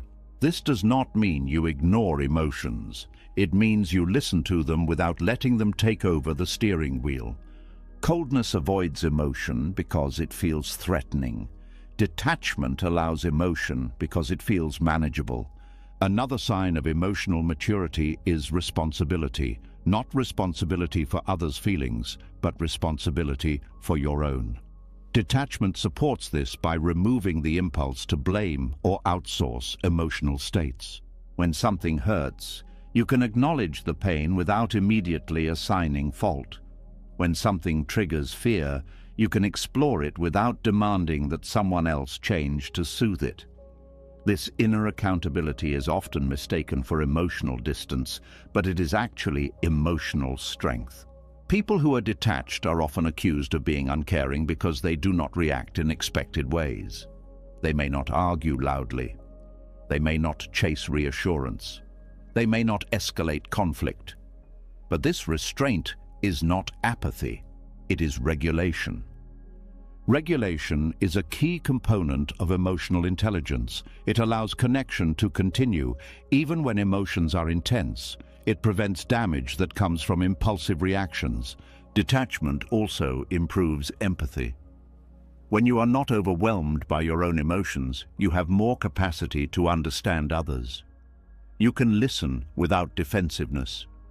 You can hold space without absorbing. You can respond thoughtfully instead of reflexively. Coldness cannot do this. Coldness blocks empathy. Detachment enhances it. This is why detached people often become emotional anchors in relationships. Not because they suppress feeling, but because they are not flooded by it. Their presence is steady. Their responses are considered. Their boundaries are clear. Clear boundaries are another hallmark of emotional maturity. Detachment allows boundaries to exist without guilt. You can say no without anger. You can take space without punishment. You can express limits without fear of rejection. Coldness uses boundaries as walls. Detachment uses them as clarity. Emotional immaturity often confuses boundaries with rejection. Any limit feels like abandonment. Detachment dissolves this confusion. It allows closeness and autonomy to coexist. This coexistence is a sign of high emotional intelligence. You do not need to merge to connect. You do not need to distance to protect yourself. Detachment also changes how you handle others' emotions. You can care deeply without becoming responsible for fixing them. You can offer support without losing yourself. You can witness pain without collapsing into it. Coldness turns away from others' pain. Detachment stays present without drowning. This distinction matters deeply in relationships. When one person is emotionally mature, conflict becomes less destructive. There is room for disagreement without escalation. There is room for repair without drama. There is room for silence without threat. Detachment does not remove conflict. It removes unnecessary suffering around conflict. Another aspect of emotional maturity is flexibility, the ability to adapt emotionally rather than rigidly defend a position. Detachment supports flexibility by loosening identification with being right, being needed, or being validated. When you are less attached to ego roles, you can change your mind without shame. You can apologize without self-erasure. You can listen without preparing a defense. Coldness cannot do this because it protects itself through rigidity. Detachment allows movement. Detachment also reframes vulnerability. Vulnerability is not emotional exposure without boundaries. It is honesty with self-awareness. It is sharing without expectation. It is openness without demand. Detached vulnerability feels grounded. It does not ask for rescue. It does not demand response. It allows the other person to meet it freely. This kind of vulnerability deepens trust. People feel safe around it because it does not overwhelm or manipulate. It invites rather than pressures. Emotional maturity also shows up in how endings are handled. Detached people can grieve without clinging. They can let go without resentment. They can acknowledge loss without turning it into identity. Coldness avoids grief. Detachment allows it to move. Grief that is allowed to move completes itself. Grief that is resisted or dramatized lingers. Detachment supports completion. This does not mean detachment is easy. It requires inner work. It requires awareness. It requires practice. It requires facing discomfort without immediately reacting. But this effort is what builds emotional intelligence, not by accumulating techniques, but by developing capacity. Capacity to feel without drowning, capacity to care without controlling, capacity to love without attaching survival to it. Detachment also enhances authenticity. When you are not driven by fear of loss or need for validation, you can be more honest. You say what is true, not what secures approval. You act in alignment with values, not anxiety. This honesty is often mistaken for distance, but it is actually intimacy without performance. Emotional immaturity performs emotion to maintain connection. Emotional maturity expresses emotion to maintain truth. Detachment supports truth. It also supports patience. You no longer need immediate resolution. You can let emotions settle. You can let conversations breathe. You can allow understanding to unfold over time. Coldness avoids engagement. Detachment allows timing. This patience reduces harm. Many wounds in relationships are caused not by what is felt, but by how quickly it is acted upon. Detachment creates a pause. In that pause, wisdom has room to enter. Wisdom is not the absence of feeling. It is the integration of feeling and awareness. Detachment is this integration in practice. When detachment is present, love becomes more reliable, not because it is constant, but because it is not reactive. People feel safer because emotions are not used as weapons or leverage. Safety is not created by intensity, it is created by consistency. Detachment supports consistency. This is why detachment is often found in people who have done deep emotional work. They have felt the extremes. They have seen where reactivity leads. They have learned the cost of unregulated attachment. What remains is not numbness, but discernment. Discernment allows you to choose how to respond, rather than being compelled. It allows you to differentiate between what you feel and what you do. It allows you to remain connected to yourself while engaging with others. This is emotional maturity in action. Detachment does not make love smaller, it makes it more sustainable. It does not drain emotion, it organizes it. People often fear that becoming detached will make them less human. In truth, it makes them more humane. Less driven by impulse, less driven by fear, more driven by clarity and care. Emotional intelligence is not measured by how much you feel. It is measured by how well you relate to what you feel. Detachment is the skill that makes this relationship healthy. It allows emotions to arise, pass, and inform without dominating. It allows love to exist without desperation. It allows connection without collapse. This is why detachment is not coldness. It is emotional adulthood. And when love is expressed from emotional adulthood, it becomes calmer, clearer, and far more powerful. When emotional maturity takes root, fear begins to lose its authority.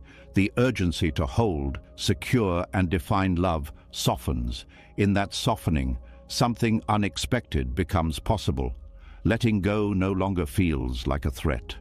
It begins to feel like an opening. This is where many people are surprised, because what they were taught to fear turns out to be the very thing that allows love to deepen. Most people believe that letting go is the beginning of the end. They associate it with loss, distance, and separation. To let go sounds like giving up, like caring less, like preparing for disappearance. But this belief comes from a version of love built on control and fear. When love is rooted in attachment, letting go feels like death. When love is rooted in awareness, letting go feels like trust. Letting go strengthens love when what is released is not the person, but the grip. Clinging creates pressure, even when it is subtle. It narrows the emotional space between people. It fills silence with expectation. It turns closeness into obligation. Over time, this pressure makes connection feel heavy. People stay, but they cannot fully relax. They feel watched, needed, or depended on in ways that quietly drain vitality. When clinging disappears, pressure lifts. And when pressure lifts, presence returns. Presence is what deepens love, not proximity. You can be close to someone every day and still feel distant if clinging is present. You can also have space and feel deeply connected when letting go allows authenticity to breathe. Letting go changes the emotional atmosphere of a relationship. Conversations feel less loaded. Disagreements feel less threatening. Silence no longer carries accusation.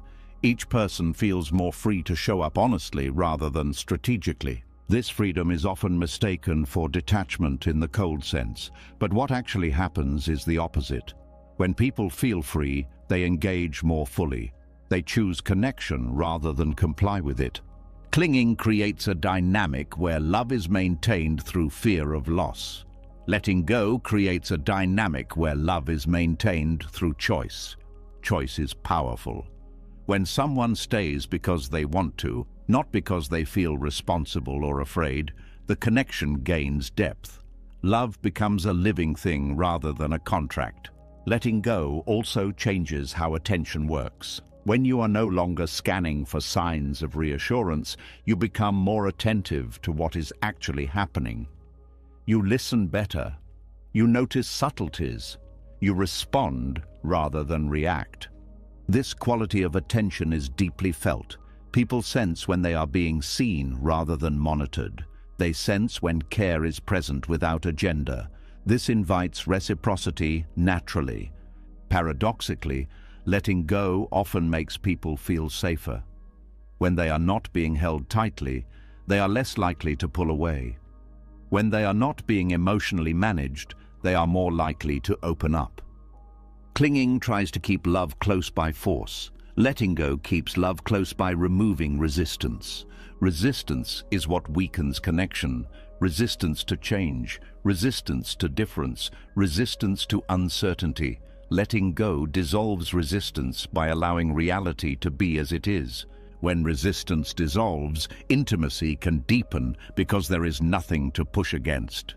Another way letting go strengthens love is by restoring individuality.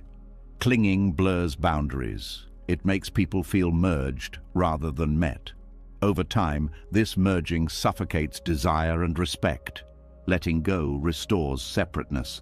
And separateness is not the opposite of intimacy, it is the condition for it. You cannot truly meet someone if you have dissolved into them. When each person feels whole on their own, the connection becomes a meeting of fullness rather than a filling of lack.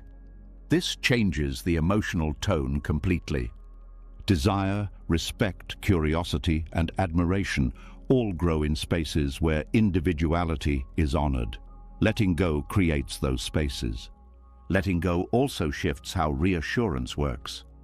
In clinging relationships, reassurance is constantly needed. Are we okay? Do you still care? Am I enough? These questions keep the connection fragile because reassurance must be continually renewed.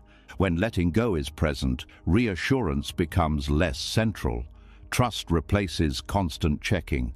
The relationship feels steadier not because it is controlled, but because it is not constantly questioned. This steadiness allows love to deepen organically. Energy once spent on anxiety becomes available for connection, creativity, and shared meaning. Letting go also changes how people handle each other's growth. In clinging dynamics, growth feels threatening. Any shift risks destabilizing the bond.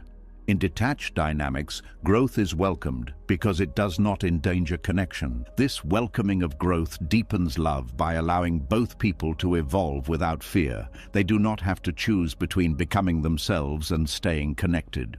Over time, this creates a bond that is resilient rather than rigid. It bends with change instead of breaking under it. Letting go also softens power struggles. Many conflicts are not about the surface issue, but about control. Who needs whom more? Who has leverage? Who can afford to pull away? When letting go removes the need for leverage, conflicts lose their edge. Conversations become less about winning and more about understanding. Understanding deepens love far more than agreement ever could. Letting go also allows vulnerability to become safer. When clinging is present, vulnerability can feel risky because it may be used to secure closeness or create obligation. When letting go is present, vulnerability is offered without hooks. This kind of vulnerability invites genuine care rather than compliance. It strengthens intimacy because it is not transactional. Another paradox is that letting go often increases commitment. Not commitment born from fear, but commitment born from clarity. When people know they are free to leave, choosing to stay carries real meaning. Freedom gives commitment weight. Obligation drains it. Letting go also reduces emotional drama. Drama thrives on uncertainty, urgency, and fear. When these are removed, emotions still exist, but they are not amplified into crises. This does not make relationships boring. It makes them stable enough to explore deeper layers without constant disruption. Depth requires safety. Letting go creates safety by removing emotional coercion. When people feel safe, they reveal more of themselves. They speak more honestly. They take more emotional risks. They share doubts, dreams, and fears without worrying about how it will affect their security. This honesty is what deepens love over time. Letting go also changes how appreciation works. In clinging relationships, appreciation often functions as reassurance. In detached relationships, appreciation becomes genuine recognition. You appreciate someone not because you need them to stay, but because you see who they are. Being seen without being needed is deeply nourishing. It affirms existence without creating obligation. Letting go also helps relationships survive difficult phases. Illness, stress, distance, and change can strain any bond. Clinging responds to strain with panic. Letting go responds with steadiness. Steadiness allows support without pressure. It allows care without desperation. It allows presence without demanding resolution. This quality of support strengthens love because it communicates trust. Trust that the connection can handle difficulty without collapsing. Another way letting go strengthens love is by reducing resentment. When expectations are loosened, disappointments hurt less. When disappointments hurt less, resentment has less fuel. Resentment erodes love quietly. Letting go cuts it off at the source by releasing entitlement. Entitlement often hides inside clinging. Because I love you, you should. Letting go removes this logic. Love is no longer used as leverage. Without leverage, love becomes clean. Clean love feels different in the body. It feels lighter. There is less tension in the chest, less vigilance in the mind, less emotional exhaustion. This lightness allows affection to flow more freely. Touch feels more natural. Laughter comes easier. Silence feels comfortable. Letting go also allows forgiveness to arise more naturally. Forgiveness becomes less about moral effort and more about emotional release. You stop holding on to hurt to maintain control or identity. Forgiveness deepens love because it removes barriers to closeness. Letting go does not guarantee that all relationships will last. Some will still end. But even when they end, they do so with less damage, less bitterness, less regret. And when relationships do last, they do so with greater authenticity. The paradox is this: clinging tries to keep love alive by gripping it. Letting go keeps love alive by allowing it to move. Movement is essential to life. What cannot move begins to decay. Letting go gives love room to breathe, adapt, and deepen. It replaces fear with trust. It replaces control with presence. It replaces obligation with choice. This is why letting go does not weaken love. It reveals its strength. Love that can survive freedom is far deeper than love that depends on restraint. When clinging disappears, love no longer has to prove itself. It simply exists, and in that existence it grows. When love no longer depends on holding tightly, another fear finally steps into the light. It is not the fear of distance or change anymore. It is the fear of loss itself. Even when clinging has softened, even when letting go has strengthened connection, there remains a quiet resistance to the one thing no relationship can escape: endings, separation, death, disappearance. This resistance shapes much of human suffering, often without being recognized. Loss is not only something that happens at the end of relationships. Loss is woven into every moment of living. Every phase passes. Every version of a person fades. Every feeling shifts. Every connection changes form. Yet the mind is trained to treat loss as a failure rather than a fact. It learns to avoid it, postpone it, deny it, or fight it. And in doing so, it multiplies suffering. Avoiding loss feels protective. It feels like survival.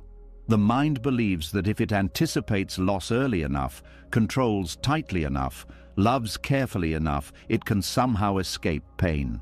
This belief drives attachment. It fuels anxiety. It creates vigilance. But it never delivers what it promises. Avoidance does not prevent loss. It only prevents peace. When loss is feared, love becomes guarded.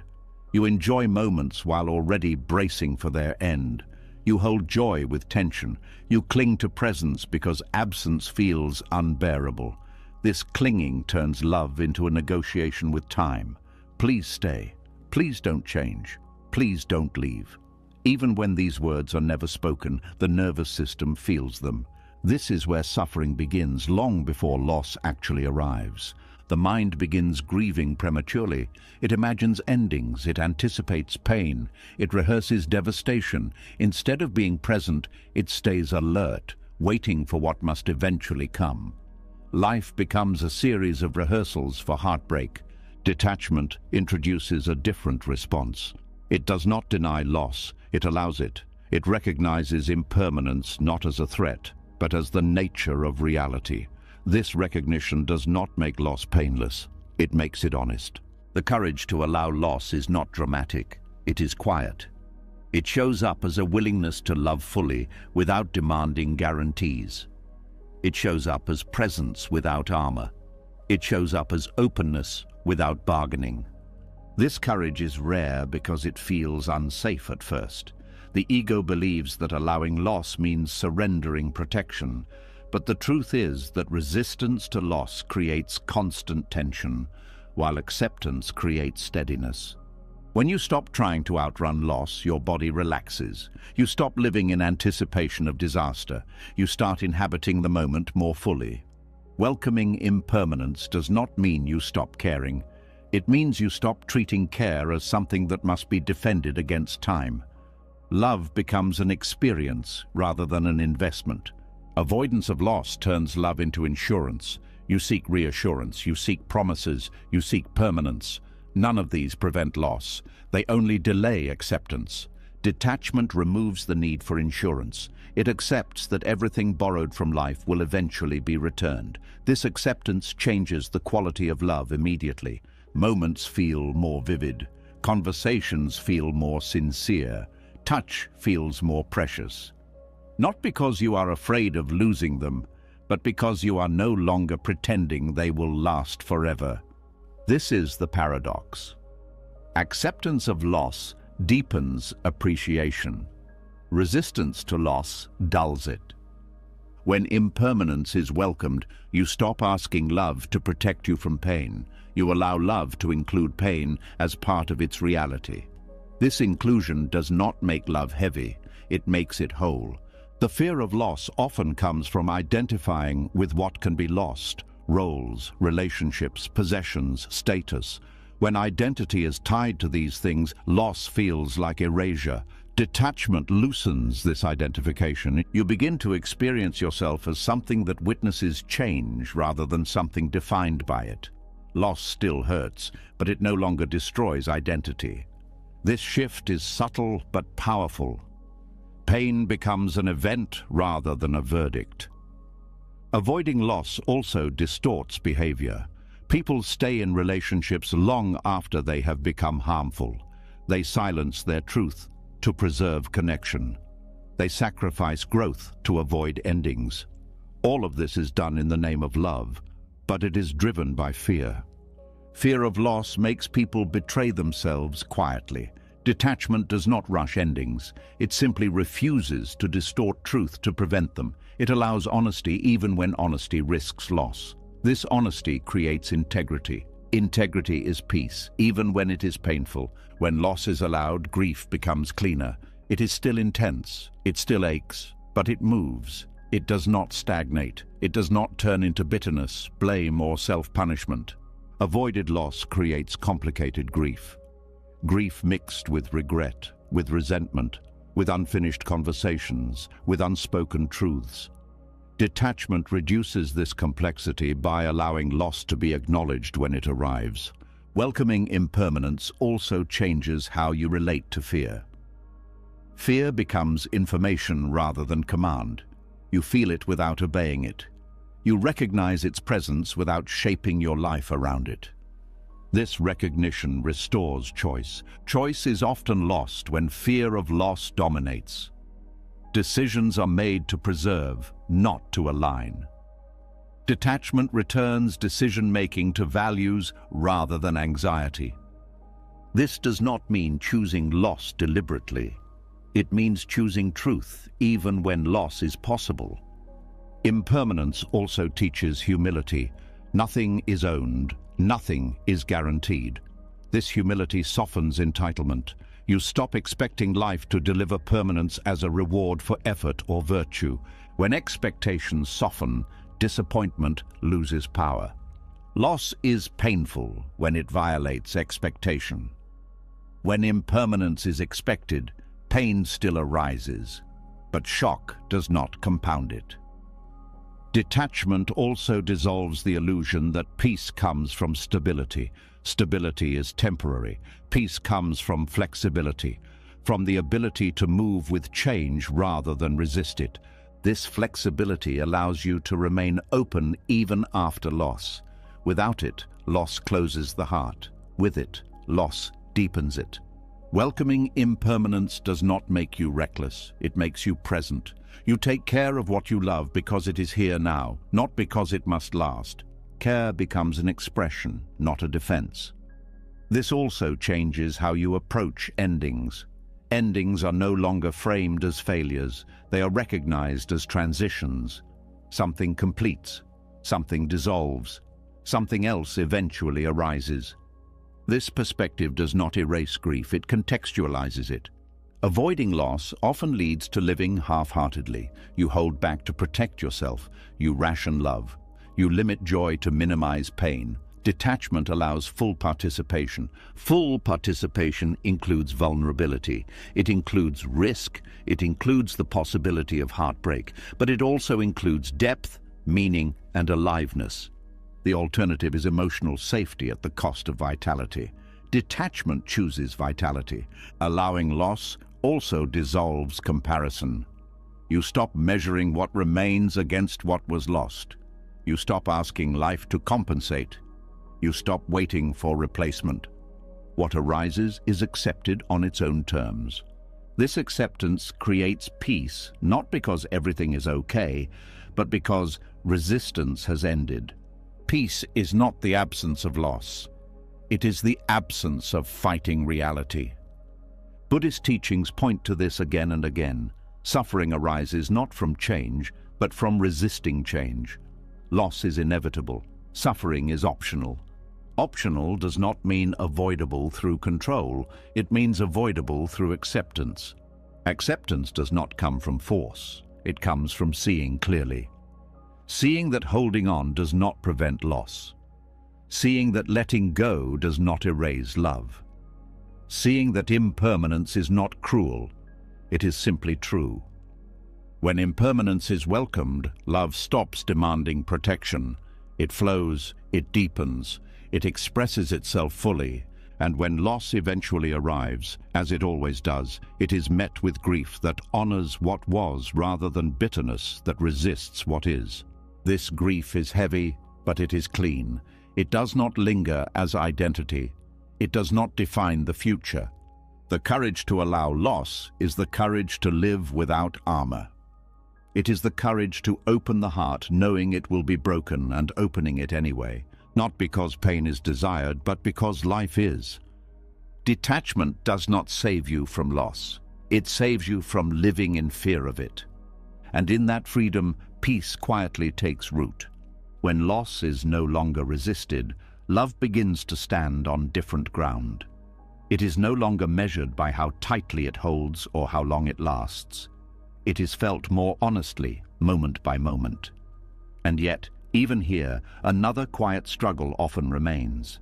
It hides inside comparison, inside mental calculations, inside the silent question of balance. Am I giving more than I receive? Do they feel what I feel?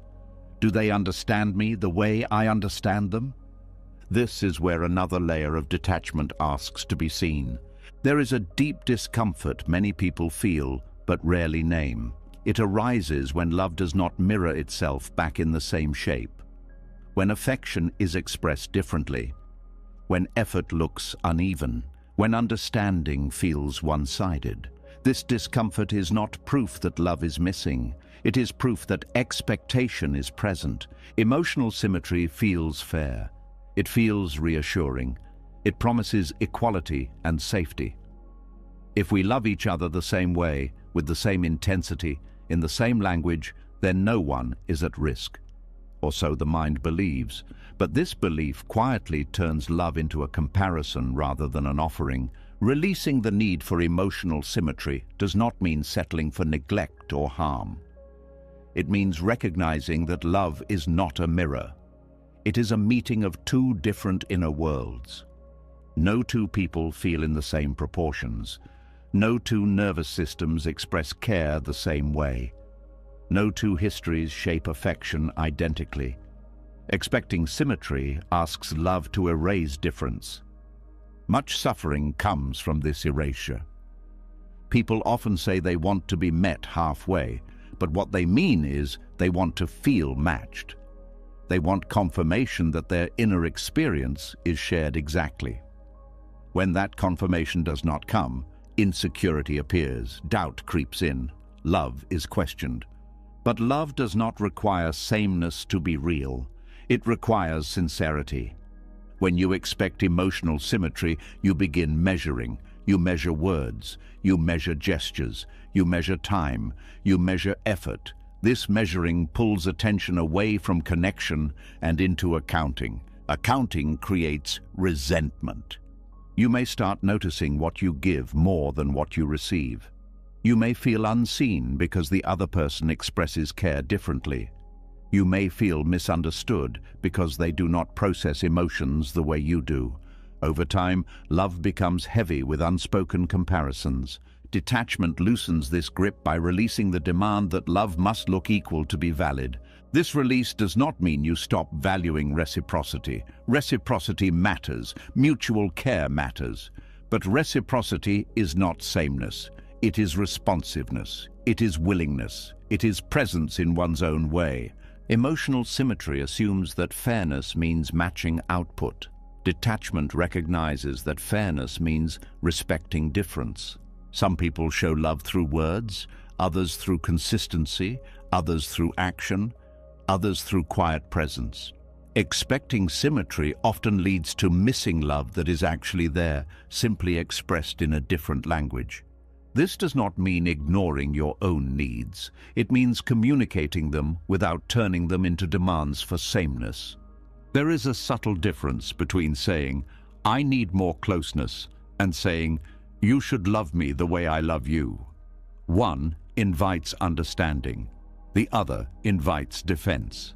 Loving without expecting emotional symmetry allows this difference to remain open rather than threatening. It also releases the burden of being perfectly understood. Many people suffer because they want to be known completely. They want their inner world mirrored back accurately. When this does not happen, they feel alone, even in connection. But complete understanding is not a requirement for love. It is a hope, not a guarantee. Detachment accepts that some parts of you may never be fully grasped by another. This acceptance does not diminish intimacy. It grounds it in reality. When you stop demanding equal understanding, you stop forcing explanations. You stop repeating yourself in different ways, hoping something will click. You allow difference to exist without turning it into distance. This reduces frustration. It also reduces the impulse to overgive. Overgiving often comes from the hope that if you love harder, more clearly, more consistently, the other person will eventually match you. This hope turns love into persuasion. It drains energy and creates imbalance. Detachment breaks this pattern. You give what is true for you without using it as leverage.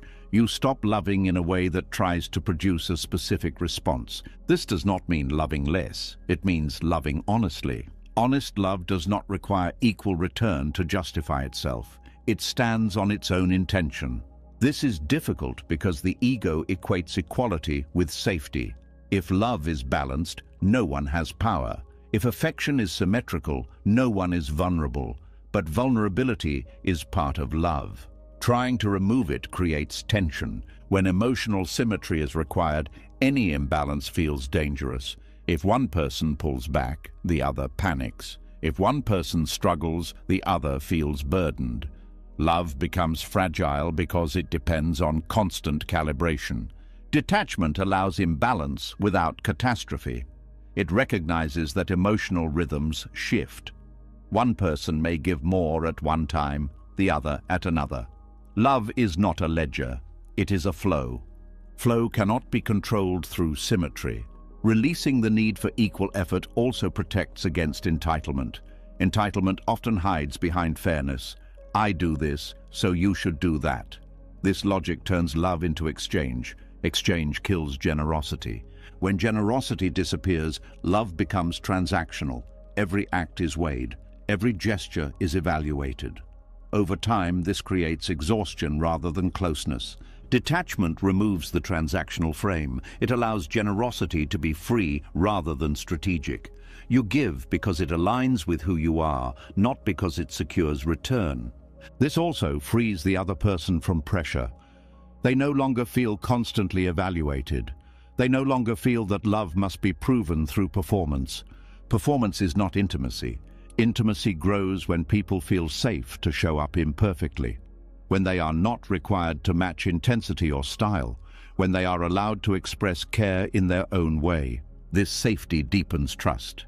Loving without expecting emotional symmetry also changes how rejection is perceived. If someone cannot meet you emotionally in a certain way, it no longer automatically means they do not care. It may mean they care differently, or that they are limited, or that they are in a different place. Detachment allows these possibilities without collapsing into self-blame or accusation. This does not mean staying where your needs are consistently unmet. Detachment is not self-abandonment. It is clarity without comparison. You can acknowledge mismatch without turning it into judgment. You can choose alignment without demanding sameness. This clarity is empowering.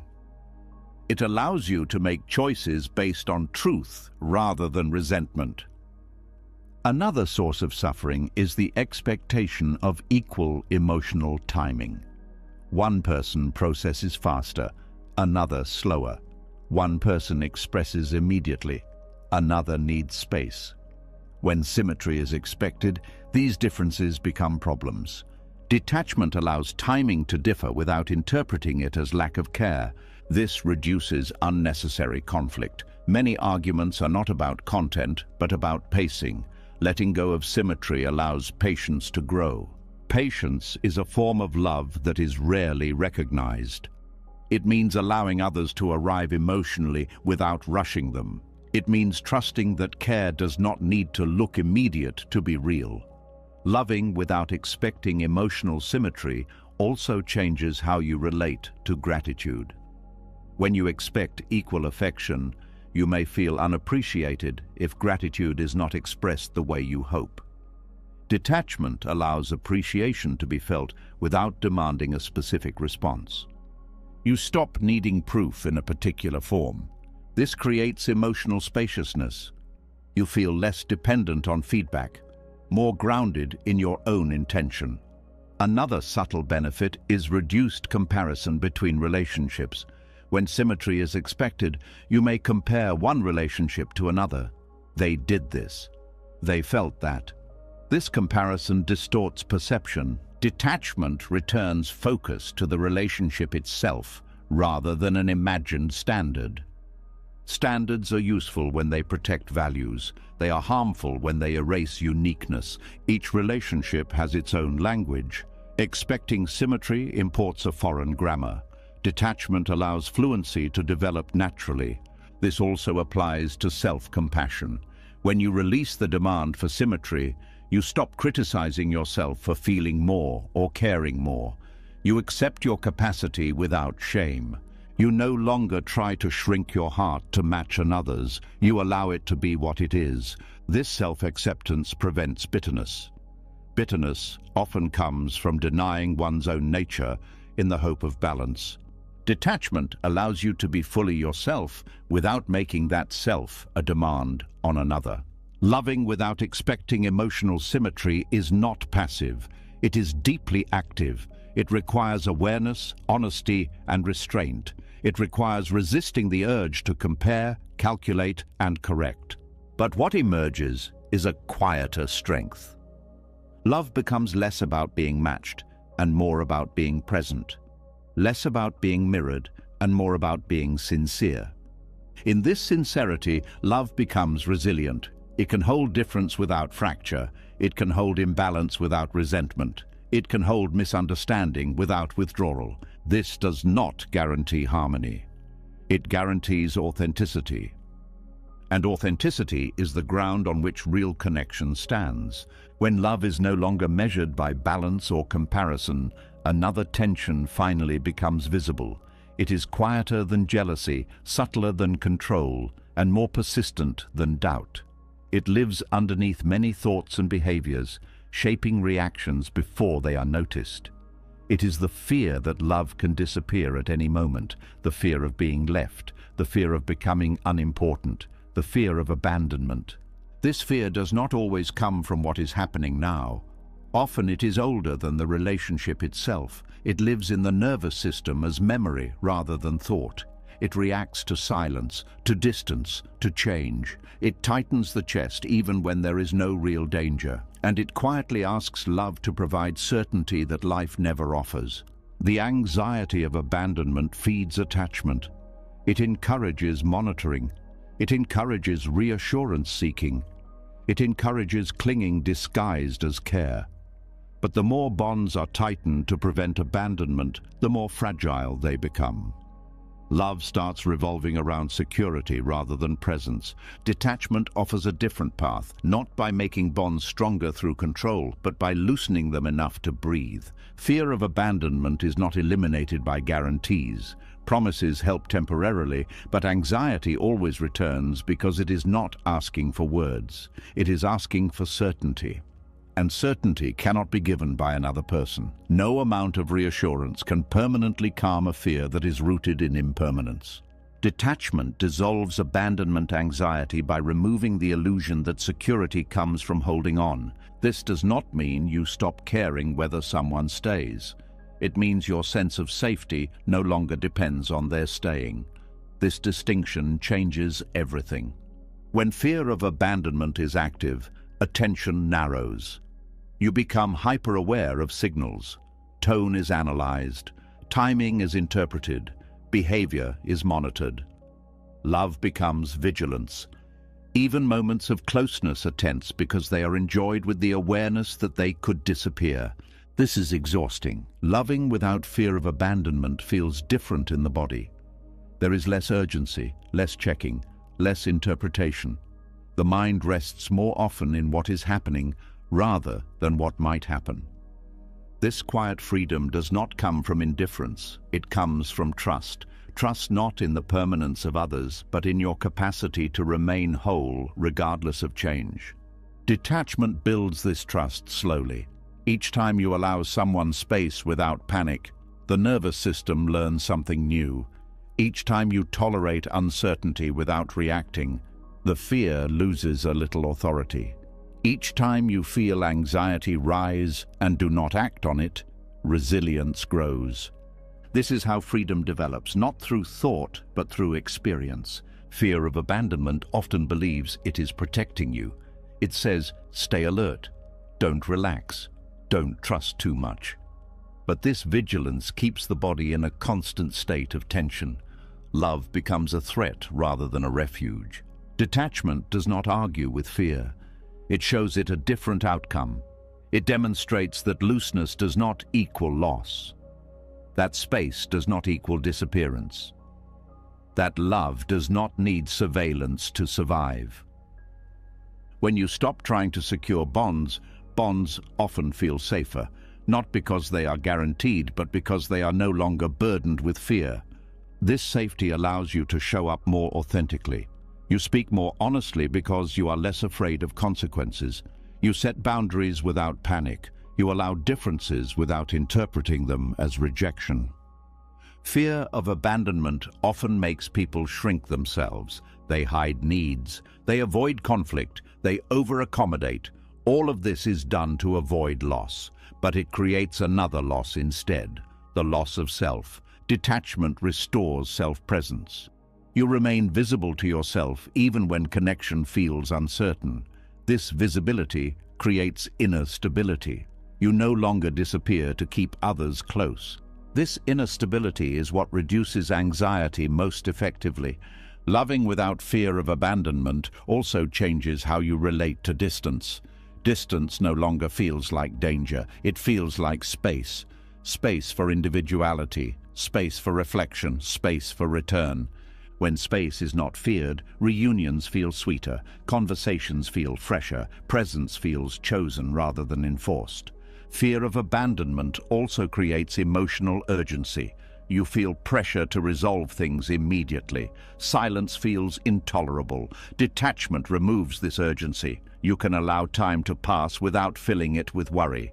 Time becomes an ally rather than an enemy. This does not mean ignoring issues. It means not turning every pause into a crisis. It means allowing emotional processes to unfold naturally. Loving without abandonment fear also reduces emotional bargaining. You stop doing things to ensure someone stays. You stop shaping behavior around being indispensable. You stop overgiving to secure attachment. This removes manipulation from love. Love becomes an offering rather than a strategy. The other person feels this shift immediately. They sense less pressure, less need to reassure, less emotional responsibility. This often makes them more present, not less. Freedom invites closeness. Pressure invites escape. Detachment also allows you to accept uncertainty honestly. You stop pretending you can control outcomes. You stop needing to know what will happen next. You allow the relationship to be what it is now. This honesty reduces internal conflict. You are no longer fighting reality. Fear of abandonment often pulls the mind into the future. It imagines endings. It anticipates pain. Detachment brings attention back to the present, not because the future is ignored, but because it is not controllable. Presence is calming because it is real. The future is anxious because it is imagined. Loving without fear of abandonment also transforms how you experience love itself. Love feels lighter. There is more joy and less tension, more curiosity and less fear. You enjoy moments without gripping them. This enjoyment is deeper because it is not contaminated by worry. Detachment also dissolves jealousy at its root. Jealousy is often a response to perceived threat of loss. When abandonment fear loosens, jealousy loses its fuel. You no longer see others as competition for your safety. Trust replaces comparison. This trust is not blind. It does not deny risk. It simply does not organize life around it. Another shift occurs in how you handle rejection. When abandonment fear dominates, rejection feels catastrophic. It confirms deepest fears. Detachment softens this impact. Rejection still hurts, but it does not define worth. You grieve without collapsing. You feel sadness without self-erasure. This resilience is not armor, it is flexibility. Loving without fear of abandonment also changes how you approach commitment. Commitment is no longer a shield against fear. It becomes a choice made in freedom. When fear is removed, commitment becomes more meaningful. You stay because you want to, not because you are afraid to leave. This authenticity strengthens bonds more than any promise. Detachment also helps you recognize when fear is driving behavior. You begin to notice when you are reaching out to calm anxiety rather than to connect. This awareness allows choice. Choice restores dignity. Fear of abandonment often comes from early experiences of inconsistency or loss. Detachment does not erase this history. It rewires its influence. You learn that past wounds do not have to dictate present behavior. This learning takes time. It requires patience. It requires compassion for yourself. But with practice, the nervous system learns a new truth. That connection can exist without constant threat. That love can be enjoyed without constant defense. This learning is what creates quiet freedom. Freedom not from attachment, but from fear-driven attachment. Freedom not from love, but from the belief that love must be secured to be safe. When fear of abandonment dissolves, love becomes calmer. You stop bracing. You stop preparing for loss. You allow yourself to be touched by connection without immediately planning for its end. This openness does not make you fragile, it makes you alive. Detachment does not promise that no one will leave. It promises that if they do, you will still be here. And that knowledge changes everything. Love no longer needs to be guarded. It can be lived. In this quiet freedom, anxiety fades not because bonds are tight, but because the heart is no longer trapped inside them. Love becomes something you experience, not something you defend. And in that experience, there is space to breathe. When fear loosens its grip, something even deeper is revealed. Beneath anxiety, beneath attachment, beneath the need to secure love, there is a fundamental question quietly shaping every relationship and every choice. Can life be trusted, or must it be controlled? This question does not announce itself loudly. It lives in hesitation, in resistance, in the urge to pull back or hold tight. And it is here that detachment is most misunderstood. Many people believe detachment means stepping away from life, pulling back emotionally, lowering expectations, protecting oneself from disappointment by caring less. But this belief comes from fear, not wisdom. True detachment is not a retreat from life. It is a deeper step into it. It is an act of trust. Trust is not blind optimism. It is not the belief that everything will turn out the way you want. It is the willingness to stay open even when outcomes are uncertain. Detachment is built on this willingness. It does not deny pain, loss, or difficulty. It simply does not try to prevent them through emotional withdrawal or control. Withdrawal says, I will feel less, so I won't get hurt. Detachment says, I will feel fully and trust myself to meet whatever comes. This difference changes everything. When detachment is misunderstood as withdrawal, people fear it will make them passive, disengaged, or indifferent. They worry it will drain life of passion and meaning. But detachment does the opposite. It removes fear-based interference so that engagement can be real. Fear is what pulls you out of life, not detachment. Fear makes you hesitate. It makes you second-guess joy. It makes you hold back love because it might not last. It makes you overthink instead of experiencing. Detachment clears this fear by shifting where safety is located. Instead of finding safety in control, detachment finds safety in presence. Presence means being with what is happening without trying to reshape it to feel secure.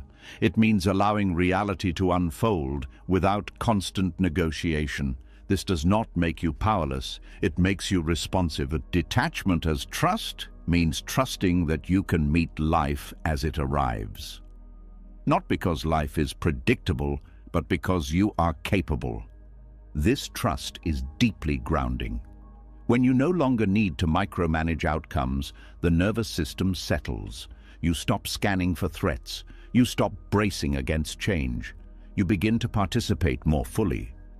Participation is not attachment. Participation is engagement without ownership. Ownership says, this must stay this way for me to be okay. Trust says, I can be okay even as things change.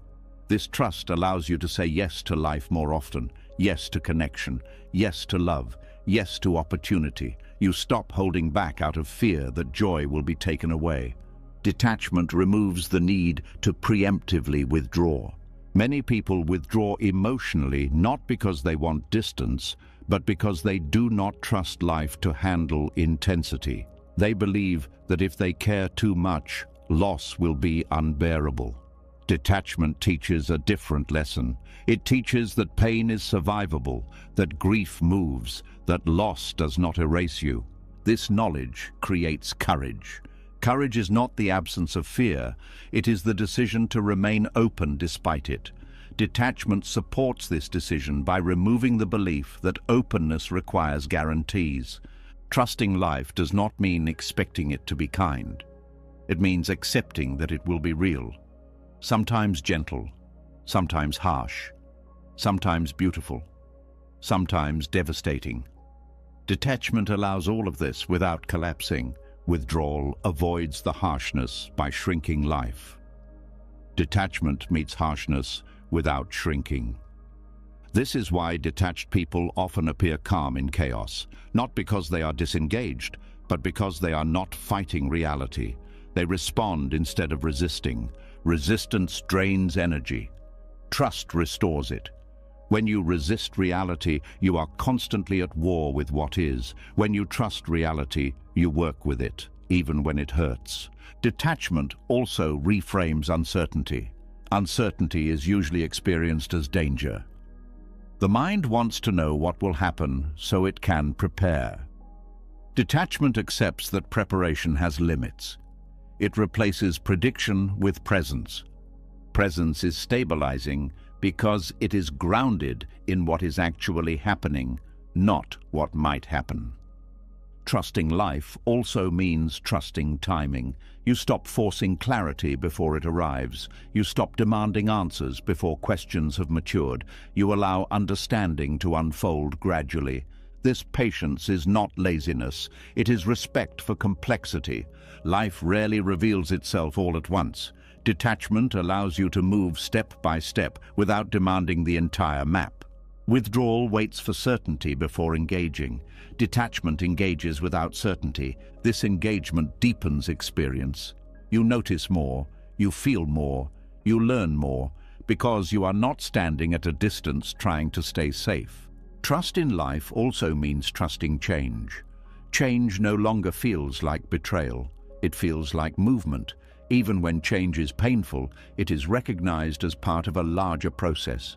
This recognition does not remove grief. It removes shock. Shock comes from expectation. Detachment softens expectation so that change can be met with steadiness. Detachment also shifts how you relate to control. Control is often mistaken for responsibility, but many attempts at control are driven by fear of uncertainty, not care. Trust allows responsibility without control. You do what you can, then you let go. This letting go is not neglect. It is realism. When you trust life, you stop overextending yourself emotionally. You stop trying to manage everything. You stop believing that your vigilance is what keeps things together. This releases enormous pressure. Pressure often masquerades as dedication, but dedication rooted in fear becomes exhausting. Detachment replaces fear-based dedication with presence-based commitment. Commitment becomes cleaner. You show up fully without gripping outcomes. Trust in life also affects how you relate to effort.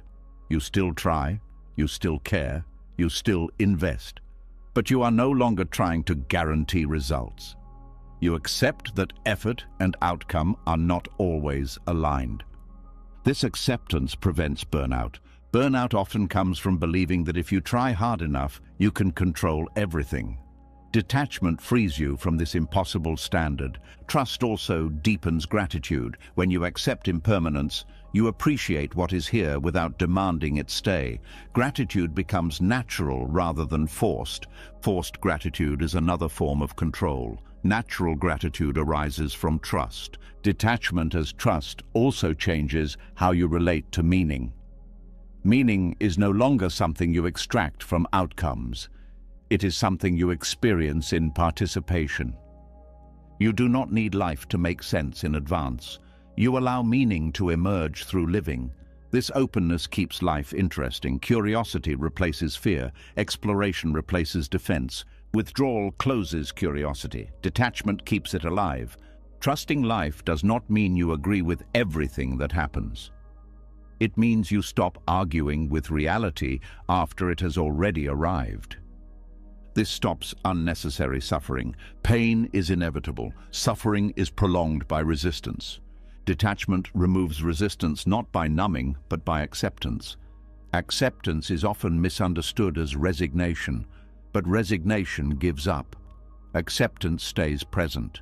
Detachment as trust stays present. This presence allows you to respond wisely instead of reactively. You choose actions based on values rather than fear. You speak truth without needing to control response. You love without demanding certainty. Trust also strengthens resilience. When difficulties arise, you do not interpret them as personal failure or cosmic injustice. You see them as part of the unfolding.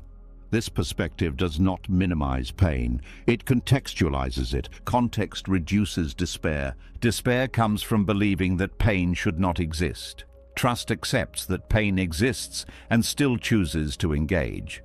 Detachment also dissolves the illusion that life owes you stability. When this illusion fades, disappointment loses power. You stop measuring life against imagined contracts. This freedom is subtle but profound. You no longer feel constantly disappointed by reality. You meet it as it is. Trust in life also deepens compassion. When you are not fighting reality, you have more energy to care. You are less defensive. less reactive, more available.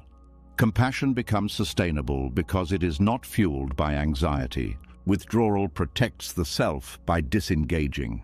Detachment protects the self by grounding it. Grounding allows connection without collapse. This is why detachment is an act of faith, not faith in a specific outcome, but faith in your capacity to meet life.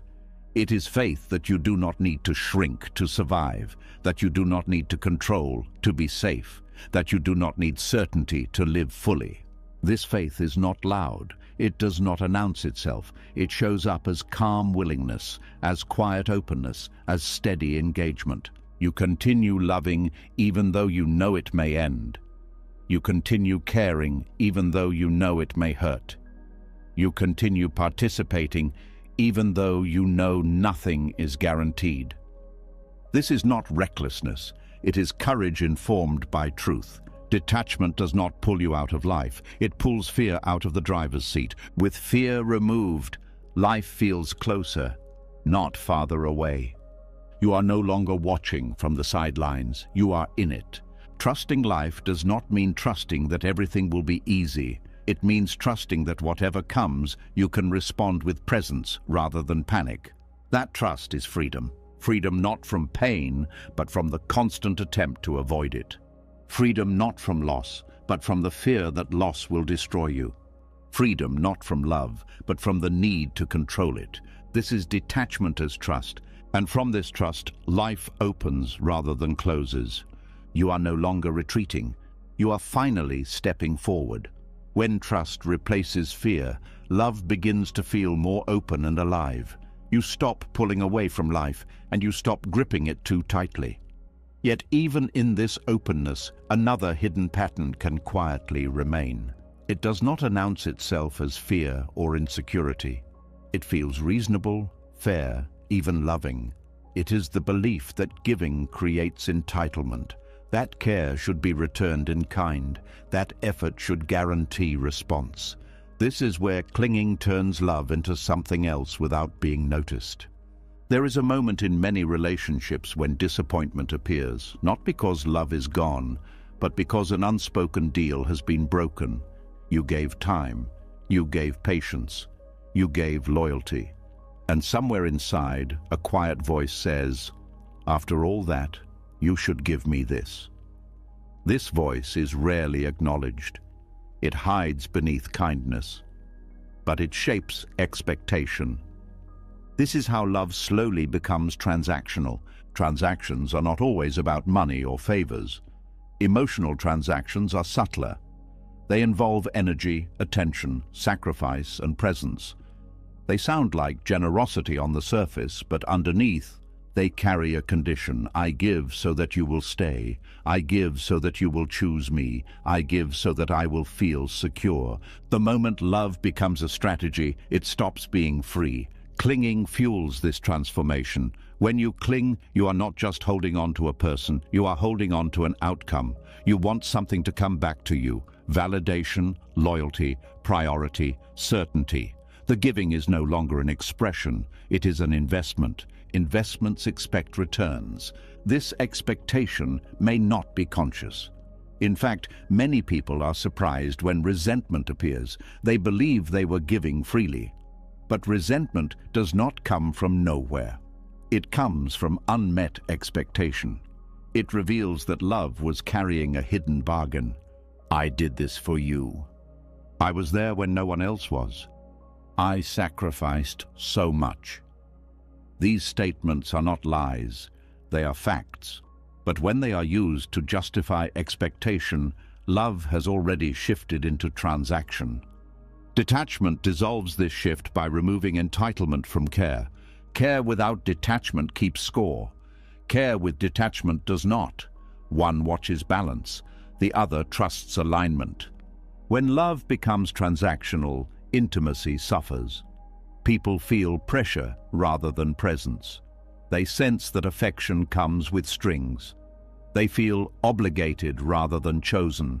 Obligation erodes desire. Even when both people participate in the transaction, something vital disappears. Love becomes predictable, safe in one way, but heavy in another. There is less joy, less spontaneity, less freedom to say no. Transactions limit honesty. If giving creates debt, then refusal becomes risky. People stop expressing true capacity. They say yes when they mean no. They give more than they can sustain. Over time, this creates imbalance. One person feels used, the other feels burdened. Both feel misunderstood. Clinging reinforces the idea that love must be earned or secured, that if you give enough, sacrifice enough, tolerate enough, you deserve something in return. This belief is deeply rooted in conditioning.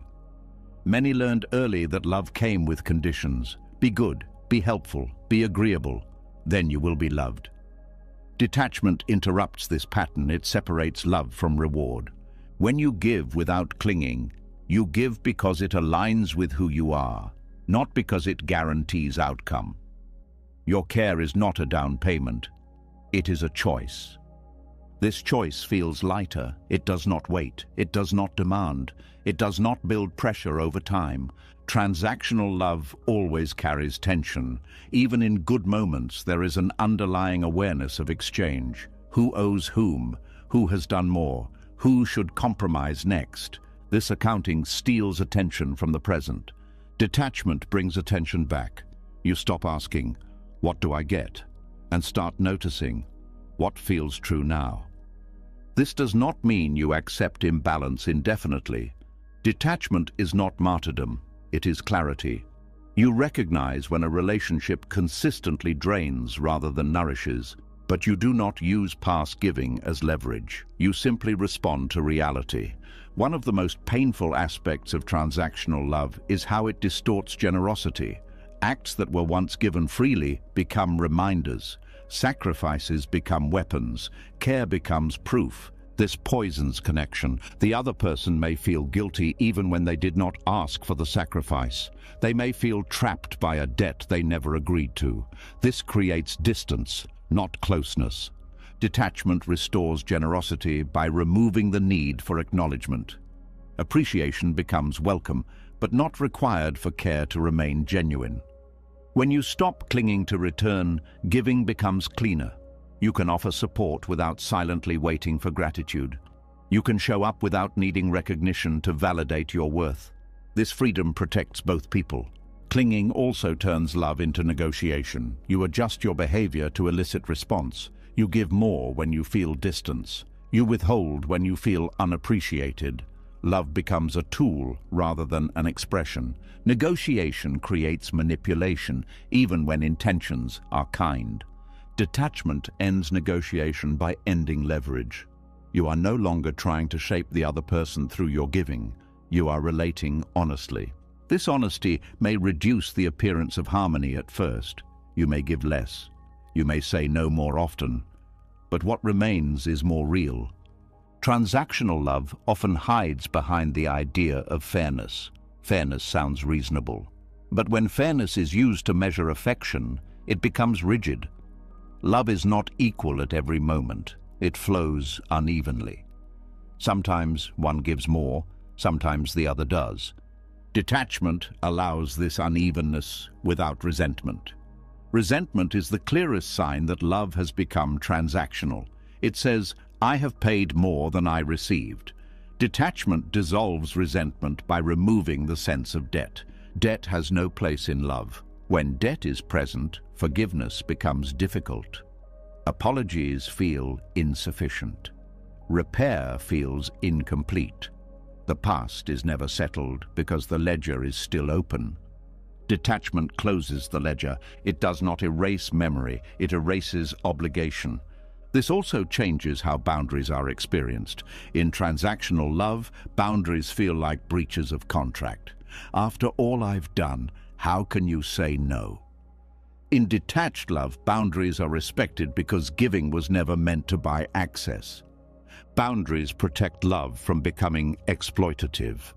Detachment allows you to notice when you are giving to avoid loss. This is one of the most common hidden bargains. I will keep giving so you don't leave. I will keep accommodating so you don't change. I will keep sacrificing so I don't feel alone. This giving is not free. It is fear-driven. Fear-driven giving always leads to exhaustion. Detachment allows fear to be seen without obeying it. You can give from fullness rather than anxiety. You can stop overextending to secure attachment. This restores dignity to love. Transactional love also distorts self-worth. When you tie your value to how much you give, you become dependent on response.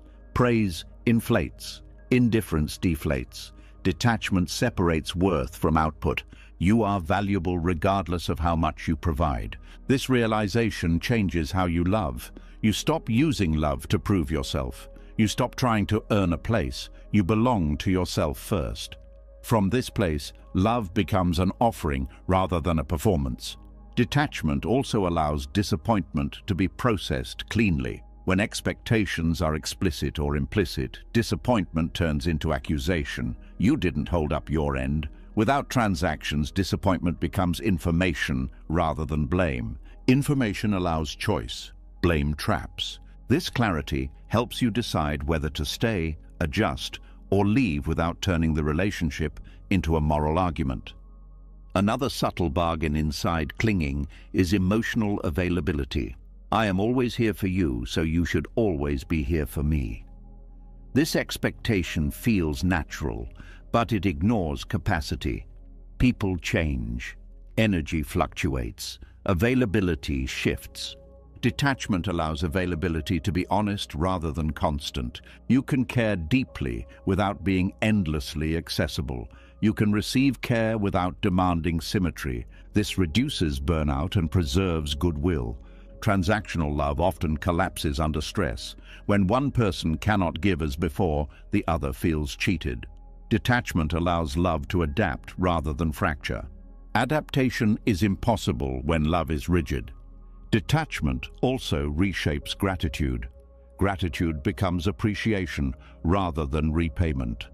You receive kindness without feeling indebted. You give kindness without expecting return. This creates emotional spaciousness. Love breathes when it is not confined by exchange. Clinging says, "This must mean something for me." Detachment says, "This is meaningful in itself." This shift is profound. It releases love from future orientation. Love no longer waits to be validated later. It is complete in the moment it is expressed. Transactional love postpones fulfillment. It waits for confirmation. Detached love is fulfilled in giving. This does not mean accepting neglect. It means responding to reality rather than expectation. If a relationship consistently lacks reciprocity, detachment allows you to see that clearly without bitterness. You do not stay because you have invested too much. You stay because it is alive, or you leave because it is not. No debt, no bargaining, no scorekeeping. Detachment returns love to its natural state, fluid, responsive, unowned. When clinging dissolves, love stops asking to be paid back. It stops turning kindness into currency. It stops converting care into control. What remains is simpler and more demanding at the same time.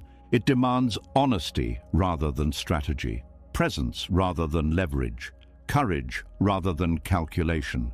This kind of love is not guaranteed. It cannot be secured through effort. It exists only when both people choose it freely. And that freedom is what makes it real. When love is no longer treated as a transaction, something fragile but powerful is exposed.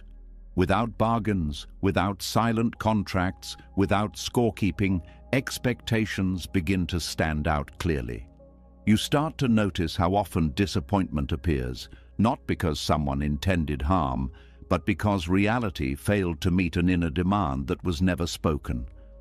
This is where another quiet freedom becomes possible, one that most people resist because it feels uncomfortable at first, allowing others to disappoint you. Disappointment carries a heavy emotional charge. It feels personal. It feels like proof that something went wrong. But disappointment is not created by another person's behavior alone. It is created in the space between expectation and reality. When expectation is rigid, disappointment is inevitable. When expectation loosens, disappointment loses its power. Most people do not realize how much of their emotional life is shaped by expectation. Expectations about how others should care, how they should respond, how they should prioritize, how they should understand. These expectations are often unspoken, even to oneself. They feel natural, reasonable, and justified. And because they feel justified, disappointment feels justified too. Detachment does not deny disappointment. It neutralizes it by addressing its source. Allowing others to disappoint you does not mean tolerating harm or disrespect. It means releasing the belief that others are responsible for fulfilling your internal picture of how love should look. This release is deeply liberating because it removes the constant friction between what is and what you hoped would be. Disappointment often arises from emotional projection. You project your values, your capacity, your timing, your emotional language onto another person. You assume that care will be expressed in similar ways. When it is not, the gap feels like neglect. But the gap is often difference, not absence. Detachment allows this difference to exist without turning it into a verdict. You stop interpreting unmet expectation as betrayal. You stop personalizing limits. You stop demanding that others mirror your inner world. This does not mean suppressing feelings. It means understanding where they come from. Disappointment is a signal. It points directly to expectation. When you feel disappointed, there is an opportunity to ask a simple but powerful question. What did I expect that was not promised? This question shifts attention away from blame and toward awareness. Awareness dissolves resentment. Resentment is disappointment that has not been examined. It lingers because it feels justified.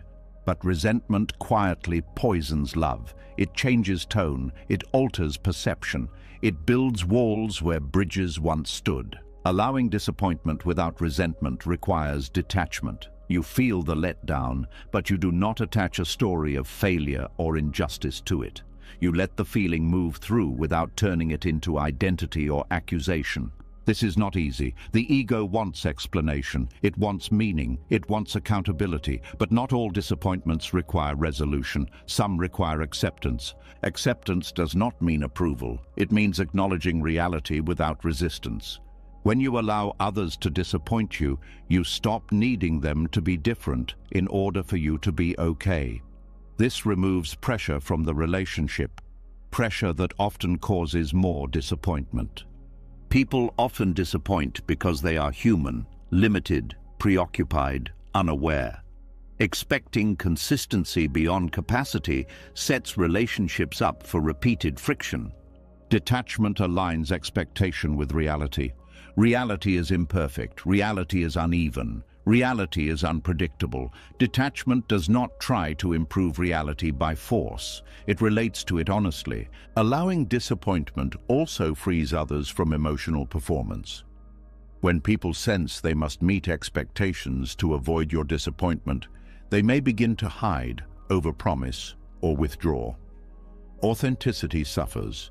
When disappointment is allowed without punishment, people feel safer. They can be honest about limits. They can say no. They can fail without fear of losing connection.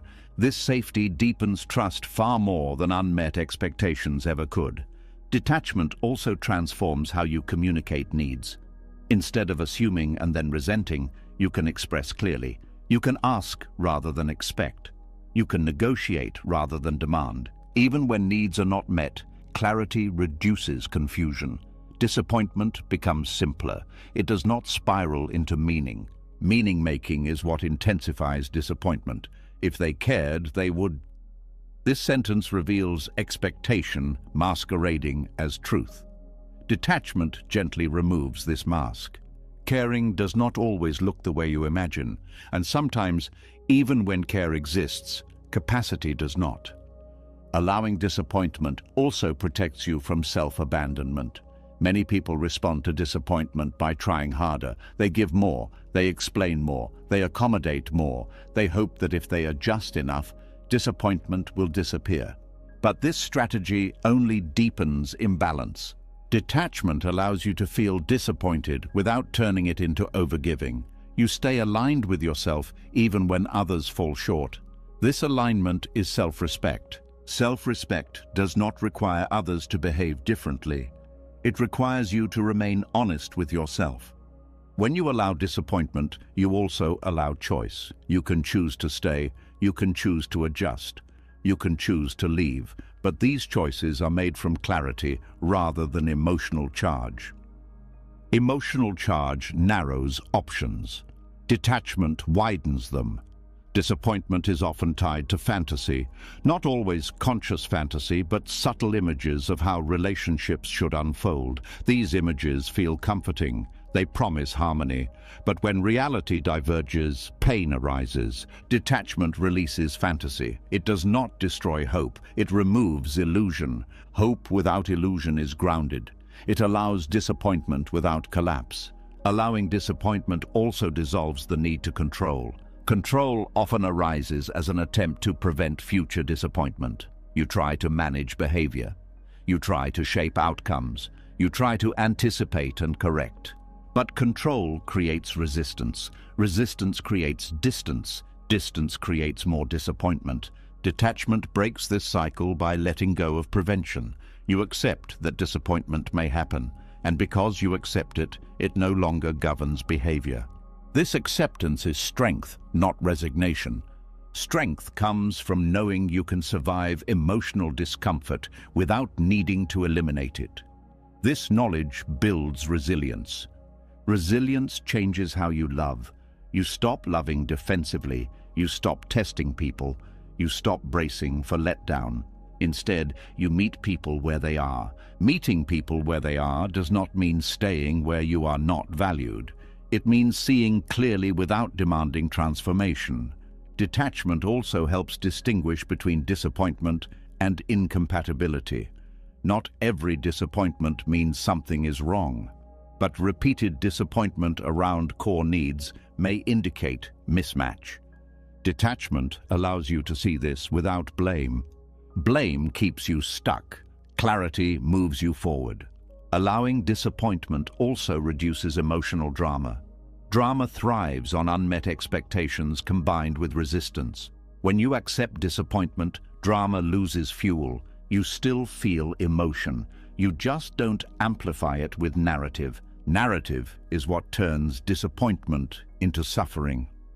This always happens. I'm never enough. People always let me down. These stories extend pain beyond the moment. Detachment interrupts these stories. It keeps disappointment contained in the present. Contained disappointment passes. Uncontained disappointment accumulates. Allowing others to disappoint you also softens judgment. You stop categorizing people as good or bad based on their ability to meet expectations. You see nuance. You see limitation. You see humanity. This perspective does not excuse harm. It contextualizes behavior. Context reduces reactivity. When reactivity decreases, relationships become more stable, even when they are imperfect. Detachment also changes how you respond when you disappoint others. You become less defensive. You can acknowledge impact without collapsing into shame. You can take responsibility without self-punishment. This mutual allowance strengthens connection. Disappointment is inevitable in any close relationship. Two inner worlds will never align perfectly. Expecting perfect alignment creates constant friction. Detachment accepts misalignment as normal. This acceptance creates peace, not because everything is ideal, but because reality is no longer being resisted. Allowing disappointment does not mean lowering standards. It means clarifying them. You stop expecting what cannot be given. You start valuing what is offered honestly. Honesty becomes more important than perfection. Detachment also frees joy. When you stop demanding that moments fulfill expectation, you enjoy them more. You stop comparing experience to ideal. You receive what is present. Joy grows in acceptance, and this acceptance does not numb you, it opens you. Allowing disappointment also reduces fear of vulnerability. When you know disappointment will not destroy you, you risk connection more freely. You share more honestly. You show more of yourself. Fear of disappointment often limits expression. Detachment removes this fear by proving it's survivable. Survivability is the key. When you know you can survive emotional letdown, it loses control over you. This is liberation. Liberation not from feeling, but from being ruled by feeling.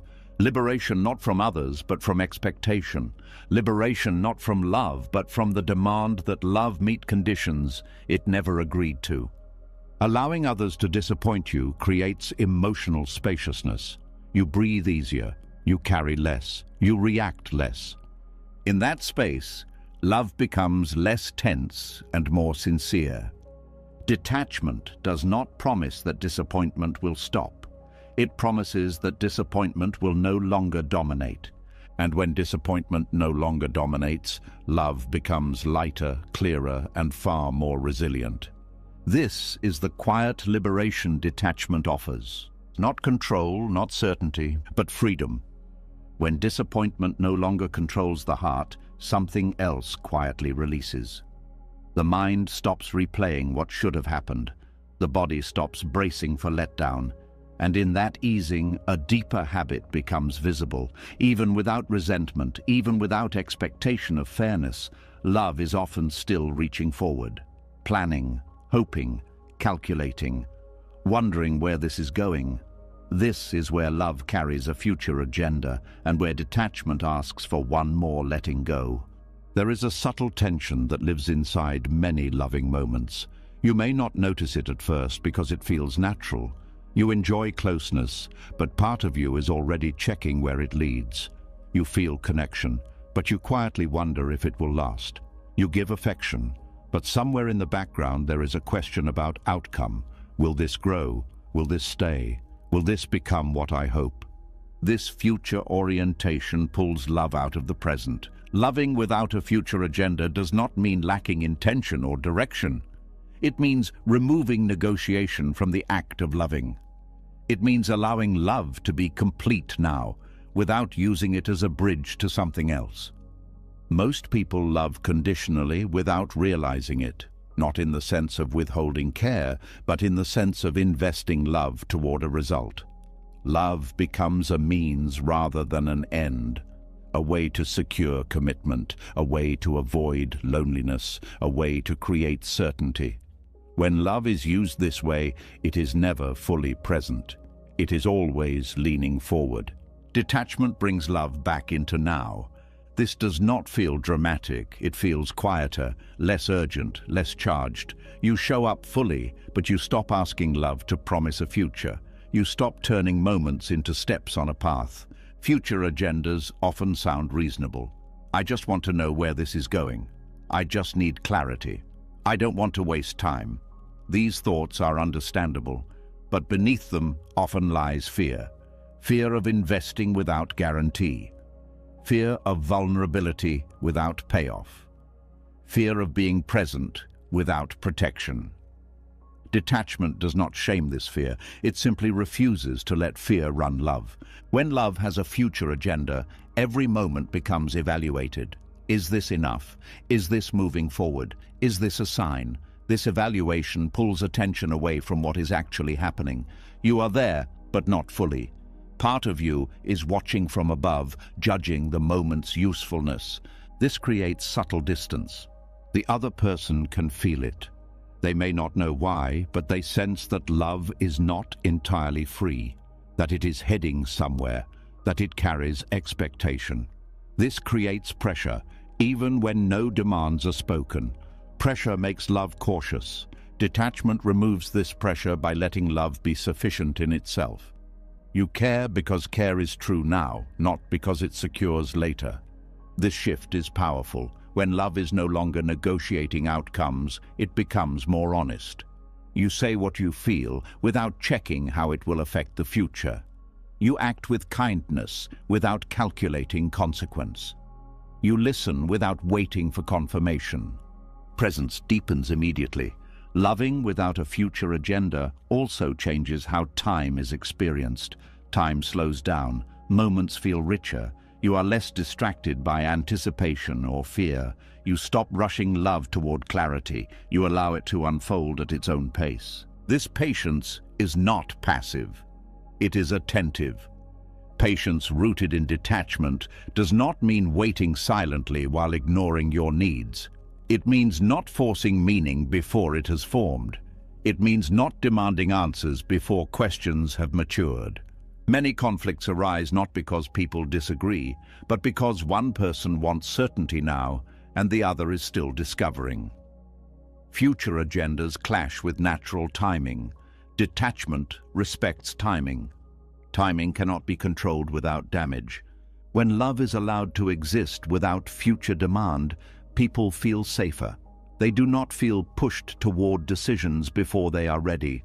They do not feel evaluated for potential. They feel met for who they are now. This safety often deepens connection naturally. Ironically, love without agenda is more likely to grow because it is not being forced to. Growth that is forced becomes brittle. Growth that emerges is resilient. Detachment also frees love from performance. When the future is at stake, people perform. They present the best version. They hide uncertainty. They shape themselves to fit the hoped-for outcome. When the future is not being negotiated, performance relaxes. Authenticity becomes easier. You show up as you are, not as you think you should be to secure what you want. Authenticity deepens intimacy far more than strategy ever could. Loving without a future agenda also changes how you handle ambiguity. Ambiguity no longer feels like threat. It feels like space. Space for discovery, space for honesty, space for truth to reveal itself. Most anxiety in love comes from intolerance of ambiguity. The mind wants resolution. Detachment allows openness. This openness does not mean avoiding difficult conversations. It means having them without using them to force direction. You speak from present truth rather than future demand. For example, instead of saying, "Where is this going?" you might say, "This is how I feel right now." One demands outcome, the other offers presence. Presence invites response. Demand invites defense. Detachment also dissolves the habit of loving as preparation. Many people love while bracing for loss. They enjoy moments but protect themselves emotionally because the future is uncertain. This half-presence limits depth. Loving without a future agenda means allowing yourself to feel fully now, even if the future is unknown. This takes courage. It means risking that what is felt now may not last. But what is the alternative?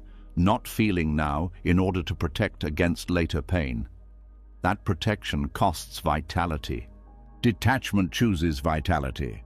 When love is no longer a path to something else, it becomes complete in itself. This completeness reduces hunger. You stop trying to extract meaning from the future. You receive meaning from the present. This does not make love stagnant. It makes it alive. Alive things change. Detachment allows love to change without fear. You stop needing to know what love will become in order to allow it to be. This is especially important in early connection, where future agendas are strongest. People rush to define, label, and secure. Detachment slows this down. It allows connection to reveal its nature organically. Not all connections are meant to become permanent. Some are meant to teach. Some are meant to open. Some are meant to pass through. Future agendas try to override this truth. Detachment respects the role each connection plays without forcing it to be more. This respect reduces regret. When things end, you are less likely to feel that time was wasted. You experienced what was real while it was real. That is not waste. Waste comes from withholding presence in service of imagined outcomes. Detachment also protects against manipulation. When love is future-oriented, people may unconsciously say or do things to steer outcomes. They may compromise honesty. They may avoid truth. They may apply pressure subtly. Loving without a future agenda removes incentive to manipulate. There is nothing to secure. This creates ethical clarity. Ethical clarity allows love to remain clean. You are not using affection as currency. You are not using vulnerability as leverage. You are simply relating. Relating without agenda also changes how endings are experienced. When love was not given conditionally, endings feel less like betrayal. There is sadness, but not the sense that something promised was taken away. You did not give to get. You gave because it was true. This truth remains intact even when form changes. Detachment as love without future agenda also softens attachment to identity. You stop defining yourself by where love is going. You stop using relationship trajectory as proof of worth or success. Your value is not postponed. This brings stability. You are grounded in who you are now, not who you hope to become through another. This grounding allows you to love without urgency. Urgency often distorts communication. It rushes decisions. It amplifies fear. Detachment calms urgency. Calm allows wisdom to enter. Wisdom knows that clarity cannot be forced. It emerges through lived experience. Love reveals itself over time when allowed. Allowing does not mean waiting passively. It means participating fully without demanding outcome. Participation without demand is joyful. It feels like freedom. Freedom not from commitment, but from coercion. Freedom not from depth, but from pressure. When love is freed from future agenda, commitment that does arise is more genuine. It is not born from fear of loss or need for certainty. It is born from desire to continue. Continuation chosen freely is powerful. Detachment also prevents overinvestment in imagined futures. Many people suffer more from futures that never happen than from realities that do. Detachment keeps imagination from hijacking emotion. You stop living in hypothetical timelines. This returns energy to the present. You are more attentive, more responsive, more alive. Loving fully in the present does not mean ignoring the future entirely. It means not using the future as a bargaining chip for love. You can plan without clinging. You can hope without demanding. You can commit without controlling. Detachment balances these naturally. The heart learns to say, "This is enough right now." Enough does not mean final. It means complete. Complete moments accumulate into meaningful lives. When love is lived this way, it does not feel like something you are waiting to arrive. It is already here. You stop asking love to prove itself later. You let it be real now. And in that reality, love becomes lighter, deeper, and more honest. Not because the future is secured, but because the present is no longer being traded away for it. When love no longer reaches forward to secure the future, fear begins to lose its hiding places. The mind stops negotiating outcomes, and the heart stops bracing. Yet fear does not disappear all at once. It reveals itself in familiar forms. Jealousy, anxiety, defensiveness. These reactions feel personal and unavoidable, but they are not rooted in love itself. They are rooted in ownership. And when ownership is released, something rare begins to emerge. Love without fear. Fear in love is often misunderstood. It is not always loud.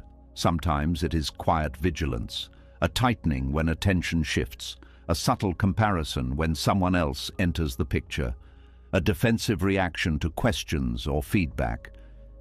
These responses are not signs of weakness. They are signs of attachment, trying to protect what it believes it owns. Ownership creates fear because what is owned can be taken away.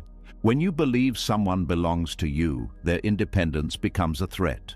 Their joy elsewhere feels like loss. Their attention toward others feels like competition. Their growth feels like risk. Fear arises not because love is fragile, but because possession is. Detachment removes possession from love. This does not mean you stop valuing connection. It means you stop claiming it. You stop treating another person as something that must be secured, defended, or protected from the world. You allow them to be themselves without fear that their freedom diminishes your worth. When ownership dissolves, jealousy loses its foundation. Jealousy is often described as fear of losing someone to another. But beneath that fear is the belief that love is a limited resource, that attention is proof of value, and that another person's interest threatens your position. These beliefs collapse when ownership is released.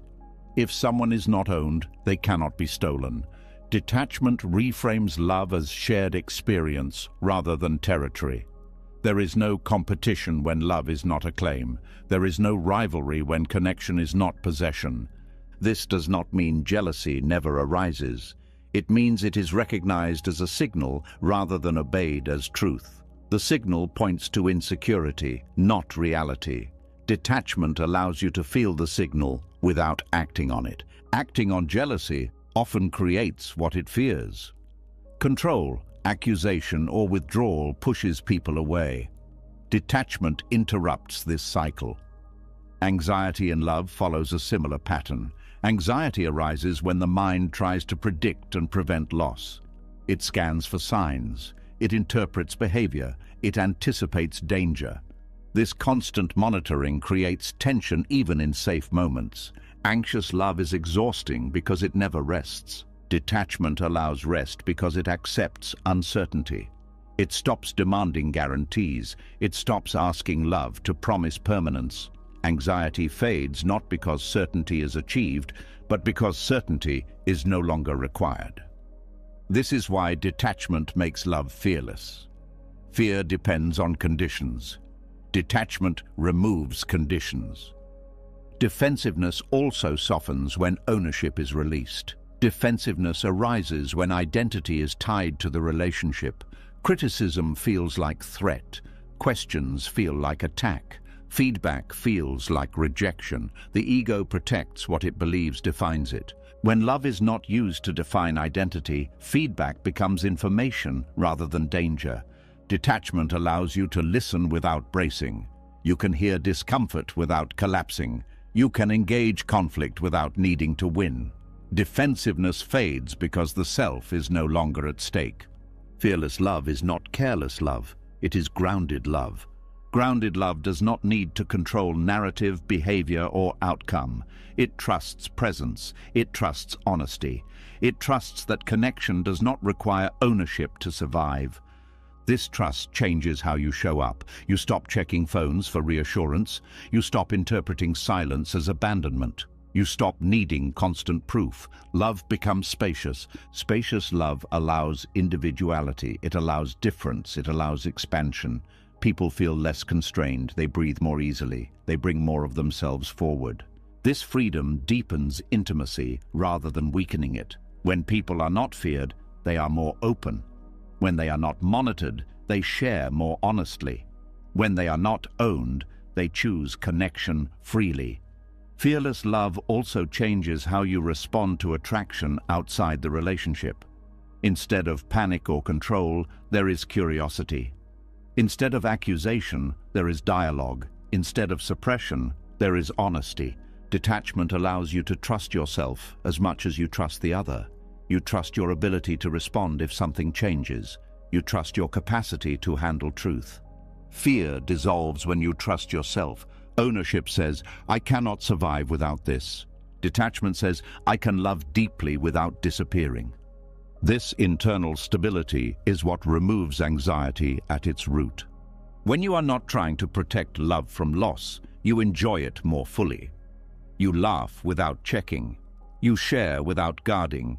You connect without measuring.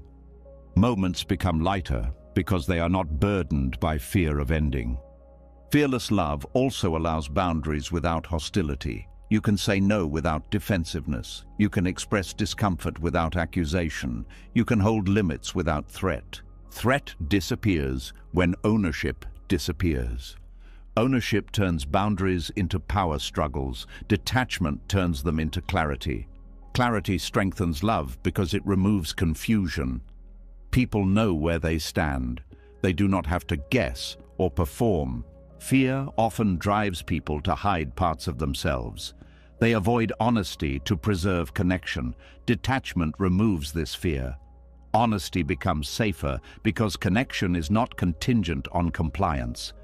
This safety invites authenticity. Authenticity deepens love more than perfection ever could. Fearless love also changes how you experience uncertainty. Uncertainty is no longer an enemy. It becomes part of the relationship's aliveness. You stop needing to lock things down. You allow mystery. Mystery keeps love dynamic. Anxiety tries to eliminate mystery. Detachment respects it. Jealousy, anxiety, and defensiveness all share a common root. They arise when love is tied to possession, identity, or control. Detachment removes these ties gently. It does not suppress emotion. It contextualizes it. You still feel. You just do not panic. This is why detachment feels empowering rather than empty. It gives you agency. You respond rather than react. You choose rather than defend.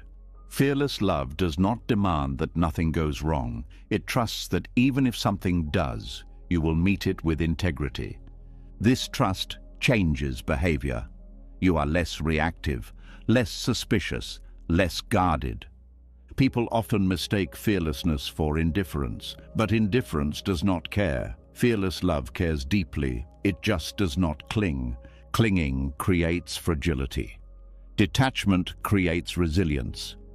Resilient love can handle truth. It can handle change. It can handle imperfection.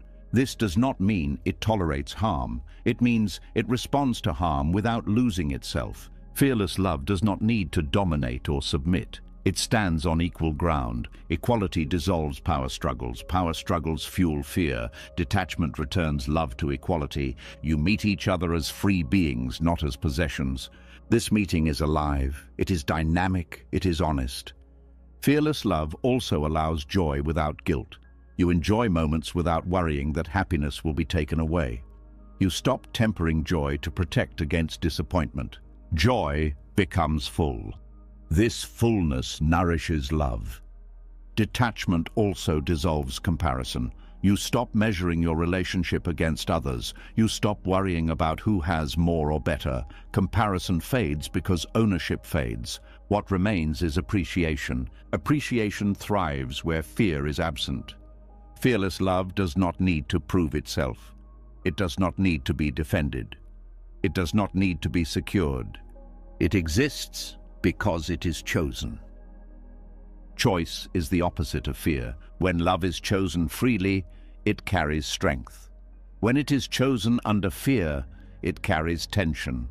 Detachment restores choice. This restoration changes everything. Love no longer lives in survival mode. It lives in expression. Expression is generous. It flows. It adapts. Fear contracts. Detachment expands. This expansion allows love to be fearless, not because nothing can hurt it, but because fear no longer defines it. You love without armor. You care without chains.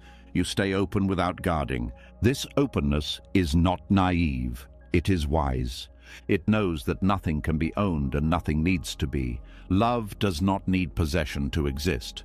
When ownership falls away, fear loses its grip, and what remains is love that is calm, strong, and free. Love that does not flinch. Love that does not defend. Love that simply is. Detachment is not the end of love. It is the end of fear inside love. It is what happens when you stop gripping people, stories, outcomes, and begin trusting life as it unfolds. It is loving without ownership, caring without control, staying open without losing yourself. Throughout this journey, one truth keeps returning. Suffering is not caused by love itself, but by what we ask love to guarantee. When clinging fades, love becomes lighter. When expectation loosens, connection becomes real. When fear steps aside, the heart finally rests. Detachment is not distance. It is intimacy without chains. It is presence without pressure. It is love that does not need to be secured to be true. If something in you softened while listening, if a belief quietly shifted, or if you recognized yourself in these teachings, leave a comment and write, I choose freedom. It helps this message reach others who may need it, and it lets me know you were truly here. And if you want more reflections like this on detachment, inner peace, and living with clarity, subscribe to the channel and turn on notifications. Not to escape life, but to meet it with an open heart.